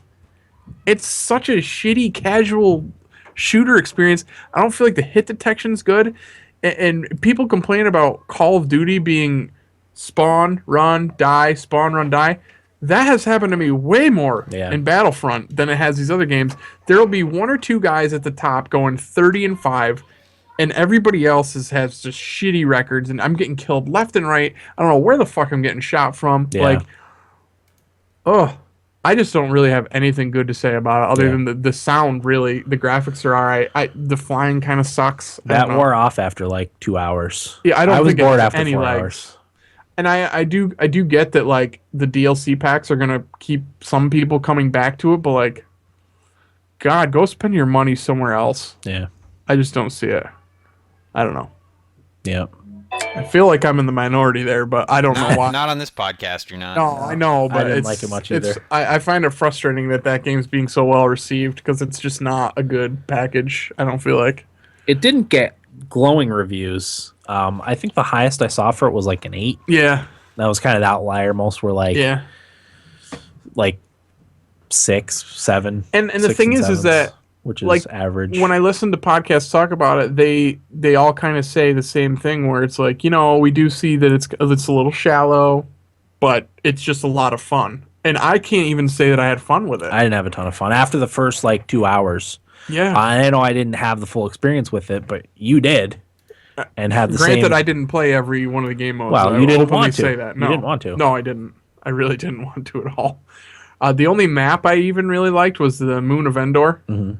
But I don't know. God, it fucking sucks. I wish so badly that it was better because Yeah. I was really looking forward to that So game. was I. Oh yeah. I was saying in our kick chat that I'm glad I don't have to play Battlefront. Yeah, Because $60 I'm saved. having a blast with Fallout. Like Yeah. I can't imagine trying to tear myself away from Fallout to play Battlefront. Beardless in the chat said he had more fun playing the first episode of Resident Evil Revelations 2 than he did with Battlefront, Nice. which I believe is free right now on Xbox. That's what I'm thankful for was the open beta for Battlefront because Yeah. based on the reviews and what I'm hearing about it, if I didn't play the beta, I might have been tempted to pick it up. Yeah. Yeah, I just feel like it's really misleading. Yeah. I really do. Like the unlockables, they're just I don't know. I don't feel any connection to the game whatsoever. Yeah. It's just boring. Yeah. Mhm. Yeah. I don't know. I hear you. Why is it that we can agree on that, but popular opinion is otherwise? I really have no idea. I don't know. It's I don't know. I mean, DNA. I don't know that popular opinion is favorable for it. I've heard mostly favorable I was stuff. gonna say, yeah, you listen to a lot of podcasts. I just go based off the reviews that I've read. People that I've talked to too seem to like it. Really? Yeah. I had a friend today tell me he was gonna go pick it up after work probably, and I go, "That game sucks, dude." And he goes, "Oh, you didn't like it?" I was like, "No." And he's like, "I really liked the beta." I'd like to see the crossover, like who plays this and also plays Call of Duty, Halo, like good solid shooters. I get that sometimes it's nice to just kind of have a casual experience, but it's too casual. Like it just doesn't resonate whatsoever. Right. That's probably enough of that. Will Murtha in the chat says Battlefront is sick. Battlefront is sick, yo. Okay. I don't know. The one thing I should say about the DLC, granted it's $50, but it sounds like there's going to be a lot of content in it. Mm-hmm. New modes, I guess, and some new maps. Like 16 new maps are coming, I guess. But Blah blah blah. yeah, I haven't bought DLC packs for games that I love. Fallout might be the first one that I do. Oh, really? Well, not the first. I bought Destiny DLC packs, but Yeah. Fallout may be the one that I do. Yeah. Season pass. Damn it, that game was good. Mm-hmm. That's all I played though. Corey and I played some Rocket League before the podcast briefly. We won 10-0. Nice. Yes. And then we had a couple heartbreakers. Oh, but that guy we were playing was so Jay Puddin. Jay Puddin. Man, he was shooting that ball from all over the field, and he scored with 13 seconds left to beat us. Yeah. Ugh, A heartbreaker. he was a monster. Yeah. Monster. You get Jay that. Put- The ranking's a little misleading. Because Eric's only a semi-pro. Because it's PC and Yeah. I'm primarily PS4. Right. So we get kind of matched with people that really suck, and then sometimes we get people that are matched similarly. So Did you get anyone calling you out on it? no.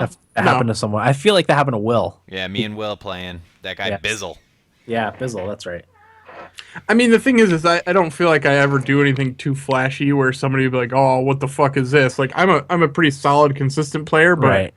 you know, You're not going to fly up and hit one off the roof down into the goal or anything like I've that. only done that once or twice out of the Yeah. fuck ton of games I've played on Rocket League. So Mm-hmm. I don't know. Gotcha. Okay. Good Any other game? Yeah. Corey, did you play anything? No, I'm looking for a new mobile game to play. You came to the wrong two guys for I that. can't help you I just there. want like a meaty RPG. Apparently, there's a really good one that just came out, but 80 days. no, there's one that's free to play, but it's like you can not pay any money and still really enjoy it as like a meaty RPG. I don't know. I forgot the name of it. Okay. So yeah, check out that one. That everything, Corey? Yeah, I don't have anything. Do we have any feedback? Nah. No feedback? Did you want to ask that question that the guy mentioned in the chat, Corey? I really did, but at some point I refreshed my chat screen and I Oh, don't I've have it still got anymore. it. Oh, you do? I've Thank got it, yeah. God. I thought Dan might have an interesting answer. We had a good question from COTD Broski in the chat earlier. He said, "All right, here's a Fallout one.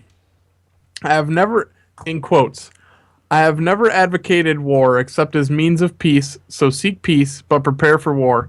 Because war never changes. War is like winter, and winter is coming." End quote. This is a quote from Ulysses S. Grant, used by Bethesda for the Fallout motto. What does this quote mean in regards to nuclear war? I'd have to see that in writing, I think. Yeah. You want to read I've it? got to read it, yeah. All right. Swing on over here. Just while Dan's doing that, I think the simple answer is that it's inevitable. Just like the seasons. Like winter. Winter is always coming. The threat of nuclear war is always coming and will eventually happen. I wonder if that's where winter is coming in Game of Thrones came from, too. It could be. I bet you George R.R. Martin plays Fallout. No, I'm talking about Ulysses S. Grant. Well, you said war never... That's Ulysses Winter's S. coming. Yeah, it's From on Game there. of Thrones. In Game of Thrones. It's a Ulysses S. Grant quote. No, though. I know, but I thought that's what you were referencing Game of Thrones. I was. I wonder if Game of Thrones got it from Ulysses S. Grant, not Fallout. Oh. Yeah, probably. In regards to nuclear war, I can't even wrap my head around that, so. I mean, I don't know. I got nothing. Sorry, broski. Well, no, I don't like to think of nuclear war as like Corey said, war is inevitable. I don't like to think of that as something that's inevitable, you know. Yeah. And there's also the nuclear winter, you know, like it's just a very obvious connection to draw. But that's why when I answered in the chat, I was like, when's my essay due? Because I feel like it's something that It's is pretty deep. What is a more- deep question? Yeah, more poetic, and you can interpret in different directions other than the two things that are immediately obvious. That's never the answer people are looking for, is the obvious one. So take it in whatever direction you want. 1,000 words. That's a cool quote, though. It really is. Oh, absolutely. Ulysses S. Grant, bringing it back. Yeah, I wonder if that's where Game of Thrones got the winners coming from thing. Yeah, from Fallout. No. From Ulysses. Ulysses S. Grant. Former president, too. Anything else? Is that it? I have nothing. Boy, this was a big chunk of Fallout, not much else, Yeah. which is fine. Yeah, I mean, I didn't do anything but play Fallout, really. Go to the bathroom occasionally. Yeah. Dan, are you gonna play Soma before the end of the year? I don't know if I'm going to be able to. I've got to buy it. He's sick. I'll split it with you. I don't even know if I'm going to have enough to split it. Really don't. Fair enough. Start collecting bottles and cans. We had a resident at the home that, for years, just collected bottles and cans to save up money to buy a engagement ring for another lady at the home. I love that. Oh my god, that is the best. Isn't that great? I'm going to pick up work in a nursing home, I think. Part-time. No, I'm just going to volunteer. Oh, there you go. think it'll set the mind right. It's good You know? good for Yeah. the psyche. Yeah. Appreciate what you got, Yeah. It puts things in perspective. Exactly. I really like that you worked there, Corey. I think that's great. I mean, I could humble brag and say, oh, I just just where I ended up, but like no, that's just where I ended up. Like No, I think it's great. soup to nuts. Being honest here, it's just where I ended up. But there are the perks. The pay's not great, but you do get a little bit of spiritual Yeah. currency. I love that. That's definitely worth something. Yeah. Just to wrap up, Dan. Yeah. Beardless in the chat. He must have been away from his computer at the time, but he said, so I'm assuming everyone had a good time with Fallout 4. Yes. I think, and I said, my God, yes. I absolutely loved it. Probably Corey likes it the least out of all of us. But still likes to sum it. it up. Yeah, so still likes it. Yeah. And Corey, like he said, he tries to play devil's advocate for one thing, right? Well, he likes to pick it apart a little bit more than the we rest did. of us. Yeah. Yeah. But yeah, I do But, really like but it. end of the day, Well, Corey, for the sake, I mean, you do it a lot of it for the sake of discussion. Sure. which is good. Yeah. Definitely. But I can't Because stop. I have you guys have a problem. Yeah, I really so do. fucking good. I was trying to come up with like negatives. Like I'm gonna come up with some good. I put jank. I put some of the janky stuff that happens in it. That's really Kind it of for drives me me too. nuts, but and I tried to like look at people's negative thoughts on it, and a lot of it was stuff I didn't agree with. Like one of them was voiced main character, which I actually really like. I like it too. There was that graphics were some people's complaints. I liked the graphics. I think it looks nice. I could see that as a complaint, but at the same time, I don't think it takes away from anything. No. They're not that bad. No, I don't think so either. Yeah, I couldn't come up with anything like really heavily negative that I could bring up about it. So Fair enough. yeah, positive vibes for Fallout 4. I'm gonna go upstairs and play. Actually, Nice. So next week is Call of Duty. next week is likely to be Call of Duty. I'm not gonna put the pressure on you if you don't think you're gonna play it enough. Here's the thing. I need to play it Right. just to say I played it Okay. because I bought it. Right. And I'd like to have that satisfaction of knowing that I used it. So is this one supposed to be a little longer? Did I hear that? This episode? No. The campaign for Call of Duty Black Ops 3. Yeah, I have no idea. Just play the last mission. I'll probably try to do it in one sitting. Okay. Just power my way through the campaign. Yeah. I'd play a little more multiplayer. But man, it's going to be tough. Yeah. And I think Will got into the Overwatch beta this weekend, Will so we'll be did. talking some We'll Overwatch talk next a little week. Overwatch. He's the only one of us, unfortunately, that got into it. I wish I had gotten it, but I'm a little butthurt about it, Yeah. considering I spent a pretty good amount of money on Heroes of the Storm. I Yeah. thought that might push you sway in. that to my desktop, but Yeah, I mean, the only thing I spent money on, I bought Diablo 3, and that's the only thing I've spent money on from Blizzard. So I can understand where I didn't get into it. I played a little Hearthstone, I played a little Heroes of the Storm, but I don't think I spent any money on those. So I get why I didn't get into it. I wonder. I'd like to know exactly how much I spent on Heroes of the Storm. Oh, there's got to be a way to check in like your account, maybe I'm someplace. not gonna do that. Yeah, that's where I would guess it would be. Too much. You could go through all your old bank statements and see that way. Nope. There should be an easier way to compile that information. You know, First world problems. like a searchable database. You can type in all your transactions to Blizzard Entertainment yeah. and see how much you spent. I'd be interested to know. Can't you just go and log in on the website there and look at your transaction history? Maybe. Yeah. Because that's all I've spent money on is Heroes. Yeah. I'd like to pick up Diablo 3 if it's on sale this holiday season. Their games never go on sale. That's not true. They were Really? on sale a few months ago. Really? StarCraft and Diablo. Wow. And I was this close to buying Diablo 3 and I just didn't. Yeah. I feel like it's still like $60 or $40 maybe. No, 40 tops. Really? Yeah. I think the base game is relatively cheap, but the I think the expansion base is game is 40. 20. Wow. I think the expansion's 40. But they can charge that stuff. So, because people buy it, you know? Yeah. All right, I think that's everything, right? Yeah, I think we did it. All right. Yeah, that'll do it for episode 226 of the Thumbstick Athletes podcast. I'm your host, Dan. I'm Eric. Corey.